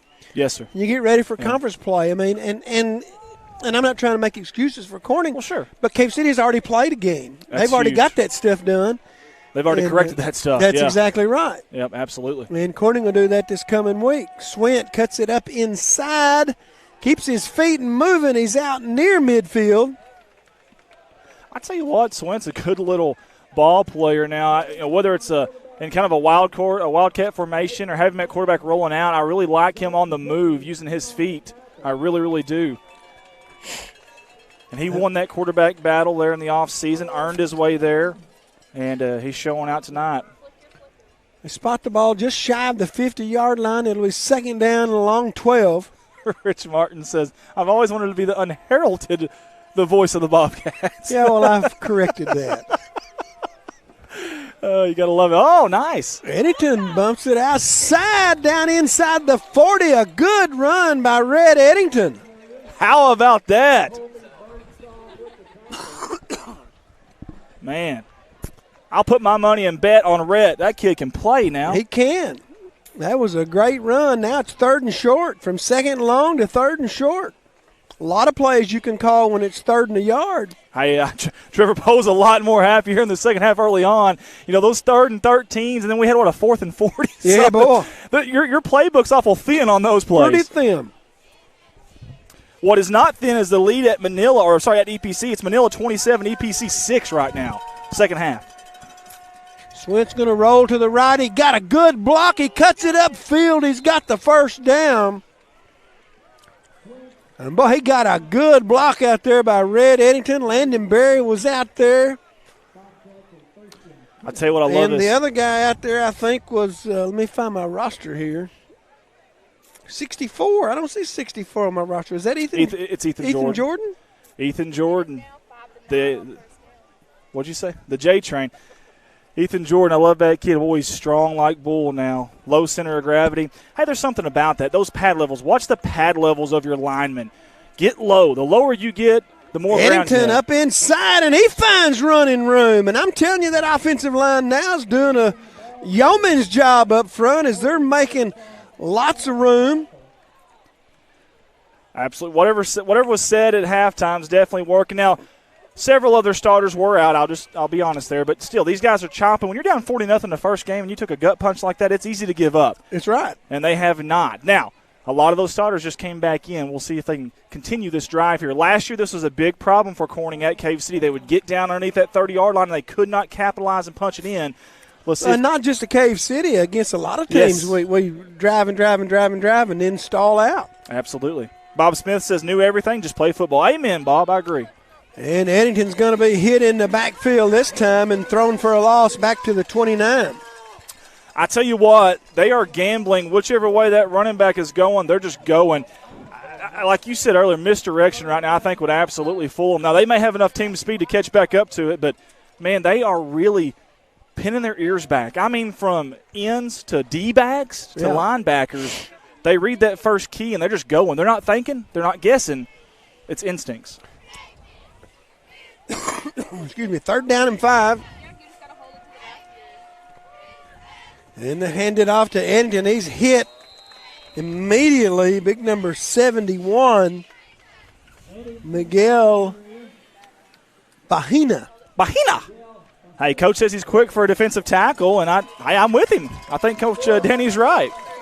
4th down, you hear the cowbells over here on the Cave City side. Hey, good crowd by them tonight, too. We talked about our crowd over there for an away game this far away. Good crowd for Cave City tonight, and you love it. These kids deserve it, man, especially after last year. They definitely do. Clock's down to 4:05 in the 3rd. And Corning looking at a 4th and 6. Now, they're taking their time here getting this play in. I wonder. I think they're going to take a timeout. I think you're right. I think they're going to milk it and take a timeout here. And that's exactly what they do, and they'll go talk to Coach Farrell Shelton. Man, while we've got an opportunity, just want to say thank you to all the sponsors again. Man, we had, I think it was 41 is where we landed at. That's unreal for a town the size of Corning. The support has been uncanny. Thank you to everyone who sponsored, little or big. Great support. We still got several people on right now. It's a 40-0 game in the 3rd quarter. That's one thing that I love about our town, our community, man. They sure rally behind the kids and around good causes and people in need. I love that. Years ago when we first came over to Corning, I think it was the 2nd year we were there, I went and talked to Jim Atkins. We were doing some radio. I went to talk to Jim Atkins about doing some radio for the baseball team and softball team. Mm-hmm. And he said, well, we've not really had a lot of luck with that and finding sponsors, but if you can find 8 or 9 sponsors, we'll put some games on. Yeah. So Gary and I went and talked to people. I think we wound up with 18 sponsors. We didn't ask anybody in Corning to sponsor who told us no. Not That's one. awesome, man. That's Not awesome. one. Probably didn't have to beg, did you? No. No Just begging. went in and said what we're doing. They said, yeah, how much is it? And we told them, and they wrote us a check. They were in. That's Yep. awesome, man. Love that community. They'll always be home for me. Toss to Landon Lucas, and he'll be cut down just short. Guys, he had to get to the 23.5-yard line. You be the judge here. Woo, real close. Real close. About the 24 is where he ended up, about a half to a yard short. but great run there. Hey, Landon last year had to share time with all that dynamic backfield, not just running backs, but even a quarterback in Jake Gutierrez. He still rushed for over 500 yards. I think he had a 5.6 yards per carry. That kid's legit at running back, good. And he used to play quarterback in junior high. That's right.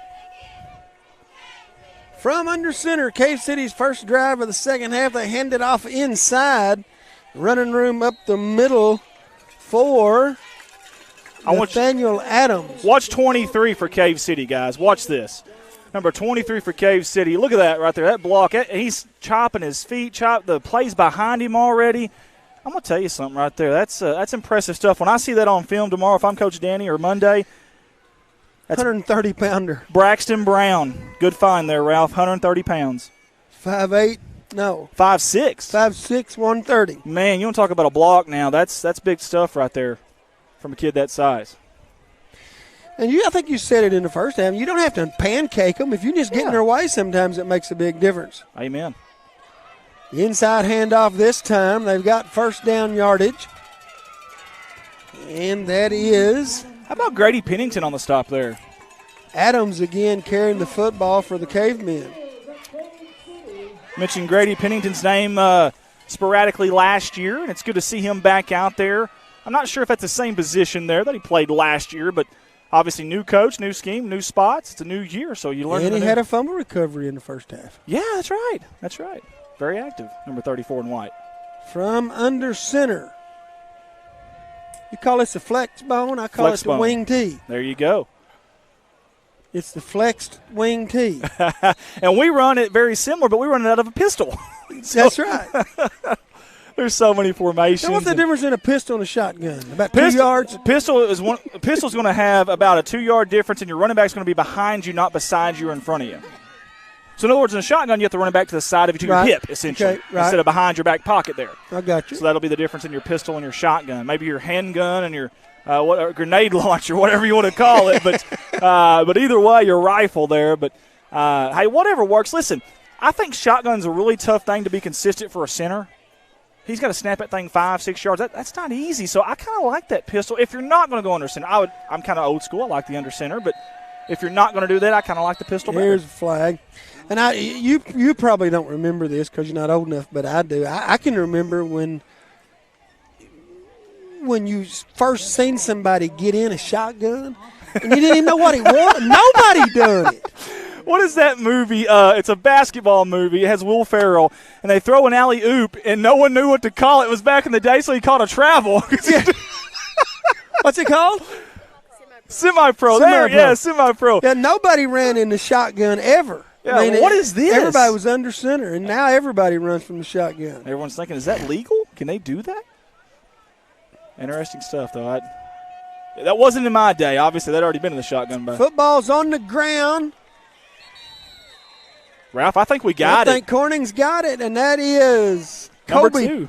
Coben Pettis coming out of there with it. How about the sophomore getting scrappy down there? Looked like a groundhog down there, just clawing through the ground trying to get that football. Did a good job coming up with it. Got his paws on it and held on to it tight. And the third quarter is going to come to a close. Corning will have it on the Cave City 27-yard line. When we start the fourth quarter, we'll see if Corning can get on the board. You see the first down differences there. They've got us doubled, but obviously you'd assume that with a 40-0 score. I will say that it hasn't even necessarily been the gash plays tonight that's really killed us. It's just, there's only been maybe a couple of those. Obviously, at the pick six. But I would say, all in all, they've limited the really, really big plays for the most part. There's been a few. Well, if you think back, there's not – here's the deal in football, and I'm not a football coach, nor do I claim to be, but I have stayed all night at a Holiday Inn Express. There you go. But if you win the turnover battle and you win the battle in the trenches and you don't give up big plays, you got a chance. You got a good chance, I would say. But big plays, last year big plays killed us in some games. Yeah. We would have fourth and I remember one in particular, and I don't remember who we were playing. Harrisburg. Like 4th and 26. Samuel Moore. I'll never forget it. Wow. That was the difference in the game. Yes. Momentum changed. The whole game changed. Yes, sir. Piggott early on had 2 or 3 opportunities down in the 10 and the 15 and just couldn't. You're right. And next thing you know, they make a big play on the next possession and it just took the air out of us. Lucas is in there at tailback. He's going to get the call over the left side. He's got running room trying to get to the sideline, and they shoestring tackle him just inside the 25. Kelby Birdsong, great tackle by number 3 there. Corning's got a player on the turf at the 29-yard line. Looks like he might have a cramp. Well, you got the camera off there for a reason. We don't like showing that. Good job, good professional work by our cameraman there. Sage Gibson getting the camera off the injured. You'll see on the big guys, Fox, ESPN, they always zoom in on a guy when he's hurt. And I don't want to do that. I don't want to be that company that does that, so we try to get off of that if we can. It's Red Eddington again, and I think it's cramps again. Man, I hope it's just cramps because the last person you need to lose on that defense right now is Red Eddington. He's been everywhere. Speaking of, Ralph, I've been told the radio station is giving away some things, and I want to mention those. They're giving away an MVP of the game, which is a Sonic gift card, the best doggone player of the game, which is 2 movie passes. That's from the NEA Vet Clinic. And they also have a Domino's gift card for the Domino's dominating player of the game. I think Red Eddington has to get one of those. I know our staff and the radio station does vote on that. I think Red Eddington has to get one of those, in my opinion. I would agree with that. Toss to Pettis. Running outside, and he bulls over a guy for a first down at about the 17-yard line, and they're going to mark him down just outside the 15, and Pettis lowered his head and ran through a guy. Colvin just trucked a guy is what he did right there, man. That's a sophomore really getting aggressive here in the second half. You saw it on defense, getting down there, getting that fumble recovery. We'll see if we can punch this thing in. Let's get that goose egg off that scoreboard. That's what we need to do. Pettis is going to stay in there at running back. Double tight ends. He gets the call left side, cuts it up inside, and boy, Pettis is running hard, isn't he? He's a man on a mission right now. He flipped the switch. I don't know what he had at halftime, but I want some of that. My goodness. And they're going to mark him at the 6-yard line. It'll be 1st and goal, and I say give it to him again. He's a madman right now, a maniac, if you will. And Corning quickly to the line of scrimmage. Pettis has it again. Stutter steps, cuts up inside. We've got a flag. Woo. And he's in for the touchdown if it stands. Let's see what the flag's going to be, though. This will be interesting. It was thrown in the interior like it would be holding. Oh, and that's what it's going to be. What a terrible break for the Bobcats. Oh, goodness. Well, the little things, Ralph, we talk about it, the little things, those shooting yourself in the foot right there. We'll see the resolve here, though, from these young cats. Thank you, Hannah Eddy. She updated us with some scores. Manila 34, EPC 6. Osceola still 6-0 over Blytheville. What a slobber knocker there. I believe that game's in Osceola. Well, Osceola ought to be really good this year. Yes, sir. Yes, sir. Pettis right side, cuts it up inside. He's inside the 10 to the 9.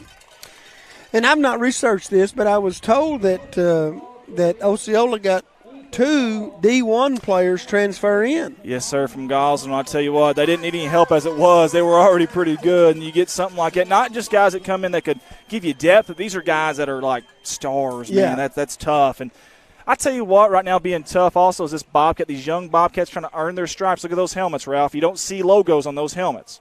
They're trying to earn their stripes. These are young guys trying to earn that right to have that Bobcat on the helmet right now. Pettis again breaks a tackle, and they get him down inside the 5 to the 3. Pettis running the football really hard, and he comes out of there limping just a little bit. I seen that too, Ralph, and, man, I'm a little worried about that, obviously. Sorry to put you on a roller coaster there with the camera, but, again, trying to get it off of the injured player. Good job by Sage Gibson and our director, Ricky Betts. And, boy, he's down, the Cave City player is. We'll try to give a update here for the Cave City fans there at home, maybe the fans, alumni, parents. Well, he's up and he's walking off under his own power. That's always a good sign. That is very good. And I think that's number 3, Ralph. That's Colby Birdsong. He's been active out there on the boundaries on defense for them the second half, and you hate to see anybody go down, especially this late in the game like this. Jennifer Poe says Pettis is fired up. Pat Morrow, Kobe B is Chastity's stepson, so he and Landon are sort of related. Well, there you go. It's something in the I didn't blood know there. that. Something in the blood there. Clock stopped at 9:04. Tell you what, Ralph, it's so good. I know we haven't had a whole lot of games we've called together, but a few years back, calling a few games on the radio, so much fun, man. It's so good to have you back up here. And I hope down the road, if I ever need another, enjoyed it. ever need another sub again, I may. But you're a starter in my mind. I'm probably not going to make it to Osceola. Yeah, probably not going to make that. Rivercrest and all those places over there. We don't play Rivercrest Not anymore. Thank goodness. Pettis again, stutter steps, and they got him in the backfield, and he's going to be stopped short down to the 2. Hey, I tell you what, though, he kept fighting, though, kept clawing. The first hit did not bring him down, neither did the second hit. Coach Danny Brustrom, wants this crowd at Cave City to get off their tails and get on their feet. Ball is right at the 2-yard line, 4th down. Or maybe it's at the 3, can't tell for sure. Mark Farrell says, let's score. I agree, Mark. Let's punch this thing in here. 4th down. Pettis has got it up inside, and touchdown Bobcats. Hallelujah. Look at there. Love it. Holy hay bales, the first one of the year. Great job. Well, Pettis was a workhorse on that drive from his tailback position. And not only did he get it in the end zone once before after the big holding penalty, he got it in the end zone for a second time, and Corning's on the board, 6-0. And we'll get our first look at Jesus Ambrosio as a kicker, number 3. Let's kick it between those uprights, young man. I think Snap is a little bit high. He picks it up. Man. And they're going to drag him down about this 18-yard line. A snap was way over the holder's head. And no chance. I was wanting to see him kick that to see I want to what kind of leg he had. I want to see the leg. Not sure, maybe converted soccer player that moved in, but you can tell he may not know the rules as well of football. That ball's on the ground. He wasn't really sure what to do, but he picked it up and about took off. Maybe he was just baiting them. Maybe That's probably what he was doing. Just baiting them. I think that was Landon Lucas on the touchdown run, Ralph. Oh, was it? Ago. I think it was the grade 8, Super 8, if you will.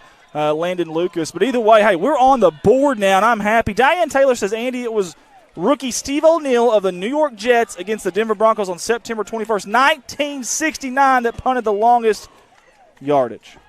There's your answer, Ralph. I told you Jets. You did know the Jets. The guy's name. 98, it'd take a pretty good punt to break that record. Oh, yeah. Going to be kind of tough to break that. There's some unbreakable records out there. A lot of people talk about, hit streaks, games played like Cal Ripken. And I think you're right. I think that's one that's safe. I'd say it's safe. 6:35 to go here in this fourth quarter. The Bobcats on the board. Hey, we're about to see our kickoff right here. Pete Rose all-time hits. Yes, never sir. be broken. That'll be a tough one. Wow, what a good kickoff. Taken at the 11-yard line, trying to get to the outside. Oh, he makes a guy miss, and he's going to be tackled over on the sideline. That's the kicker down there making that tackle. Oh, how about man. that? I'm going to tell you something. The crowd and us, what did we do when that ball got kicked down there that far? We were shocked. We haven't seen that at Corning in a long time. What was that? Yeah, that was impressive. He kicked it a mile, and he went down and made the stop. And he went and got his own tee. Someone get him the tee. Come on now. We've got to get a runner down there. Got to get a young sure kid. There's a youngster somewhere that can go get the tee. Yeah. Maybe CSR superfan Alex Bippus could get out there and run and get those tees. He plays center? Okay, there we go. Clock runs with 5.5 minutes to play. And a new quarterback in the game is Ethan Ball. Well, he's a great name for a ball player. It is. Hands it off, the ball's loose, and who's got it? I believe Corning's got it. Fisher Francis, if I'm right. How about Fish coming in big there? We finally got to call his name. What a great kid, number 6'0", man. Smart kid, 4.0 GPA. Just a downright great kid, great leader, and I love seeing him get in there and make a big play. He got on that fumble, and Corning will have a chance to maybe punch in another one here before the end of this game. I like it. When Coach and Corning says got to be evaluating personnel tonight, see who can play where, and and what their best options are. And next week you might see some different players in some different positions. Right now, this is almost like an audition for some of these kids, and I know that's maybe silly to say, but I really believe it. I think this is almost an audition for these kids, and some of these guys are really showing out right now. And listen, the tape don't lie, okay? We may not see something on film up here during the game live, but I promise you tomorrow and Monday the coaches will look at it. Everybody on that line, your fullbacks, your quarterback, everybody, they'll be judged off this right here. Lucas is a running back, gets the call, cuts it up inside, and he's got first down yardage to the 20. Move those chains. That's another Bobcat first down, as our voice of the Bobcats, Rich Martin, would say. And Birdsong is back in the game for Cave City as he made that tackle from his safety position. That's good to see that. Again, he limped off. You think it might have been cramps too? Could have been. Not a real hot night, but not terrible, but it's not uncommon early in the season to see that. Yeah. Lucas again over the right side. This time he's going to be bottled up. He does have positive yardage, a gain of about 3. And we're at 3.5 minutes to play. Tell you what, I love the fight in these Bobcats, man. Not giving up. They're not looking at that scoreboard. Listen, we started this second half off 0-0. It's 6-0, 6-love, 0, whatever you want to call it, whatever sport you want to talk about. Bobcats right now here in the second half. Lucas again, pitch right. He's in trouble in the backfield, and down he goes for a 3-yard loss.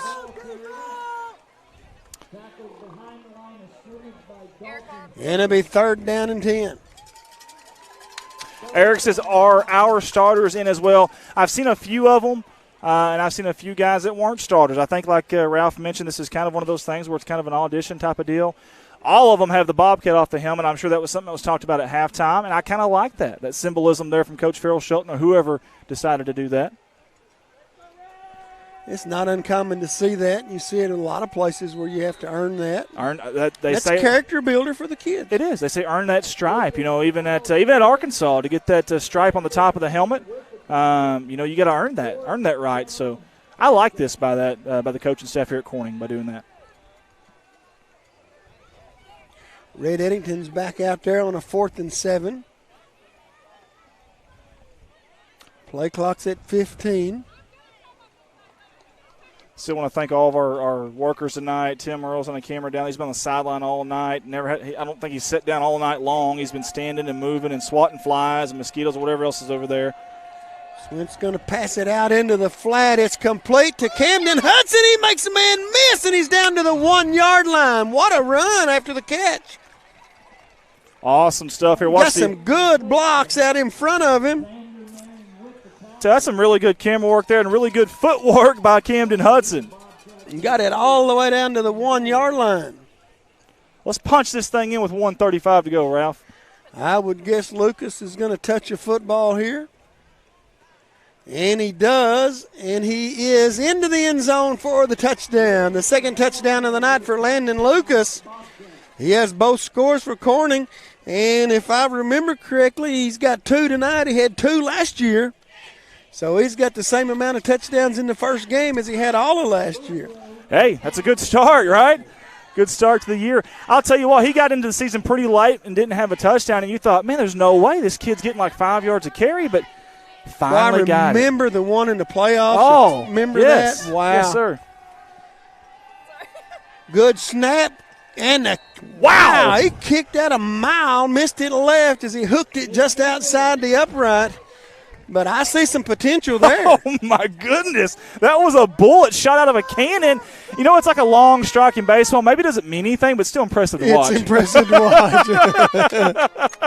I'm excited to see another kickoff. I hope they can get back out there in time. There's 30 seconds with the running clock.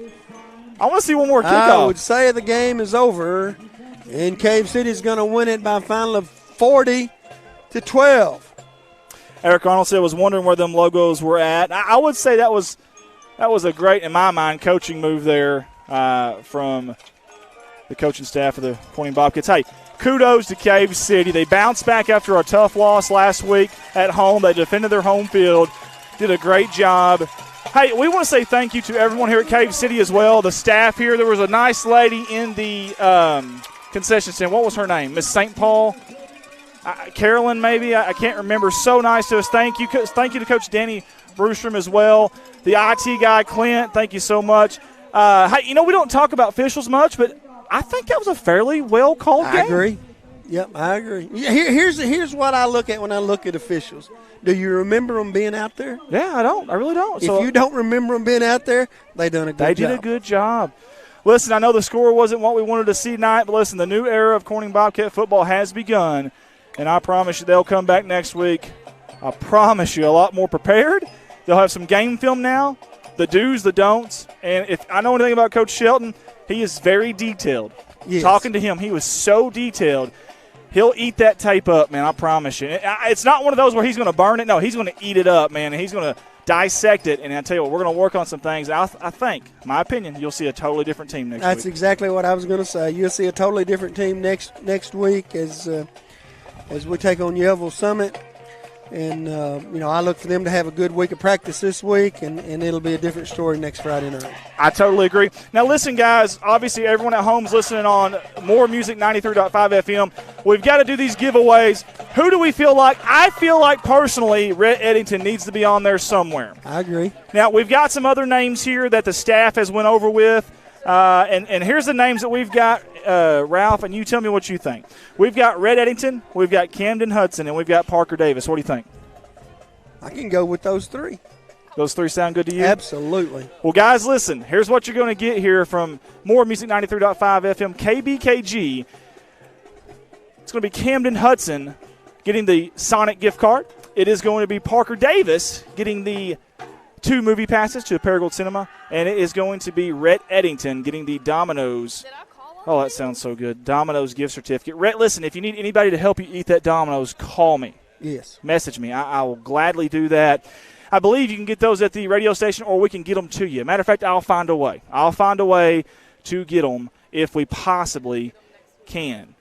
All right, so here we go, guys. We have had 1 week down, obviously. We got a long way to go. We're excited, obviously, to be back. That's the biggest thing, just being back, having fans back. Again, apologize for the ad video. We weren't able to finish it in time for this week. We will get it ready for next week. So we played our old ad video. We had all the same people on that one that came back and then some, and we will get them next week in there as well. I tell you what, Ralph, it was a tough night on the scoreboard, but I love the fight in the second half. I agree. And they won the second half.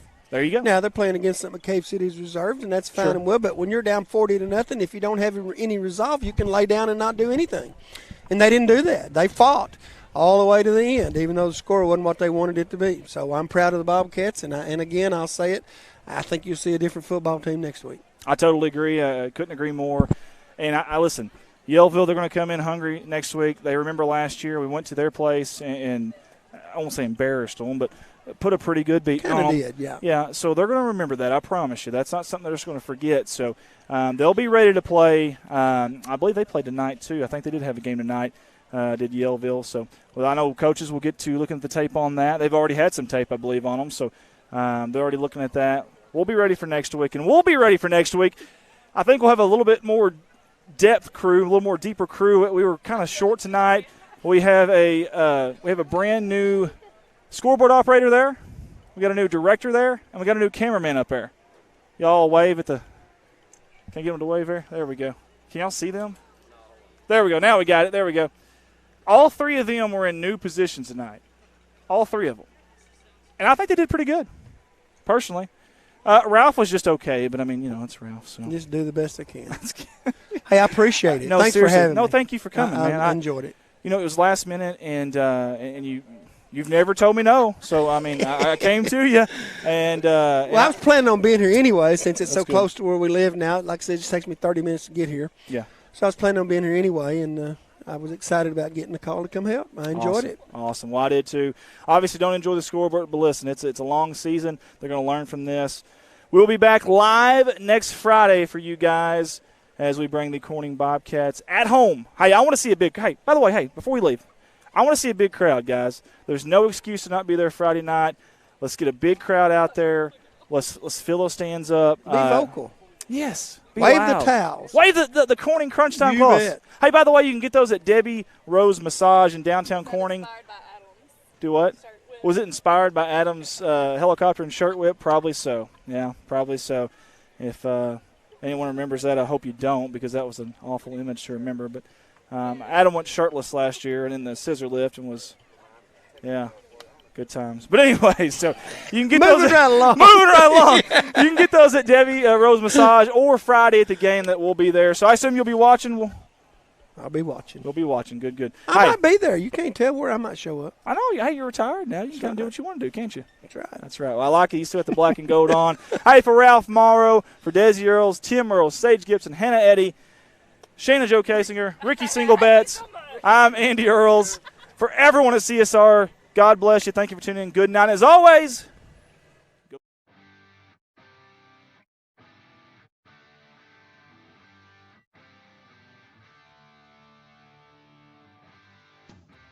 Corning Sports Report would like to take this time to thank Cotter Cox Seeds out of Noble, Arkansas. Mr. Michael Smith and Cotter Cox Seed are proud supporters of Corning Bobcat Athletics and the city of Corning. Cotter Cox Seeds. a special thanks to Woolard Flying Service out of Corning, Arkansas for supporting Bobcat Athletics. Matt Woolard would like to wish the Corning Bobcats the best of luck this season and also remind them that the sky is the limit. Woolard Flying Service, 870-857-3839. Wiedemann Farms, 561 County Road 131 in Corning, Arkansas. Wiedemann Farms has been serving the Corning community since 1978.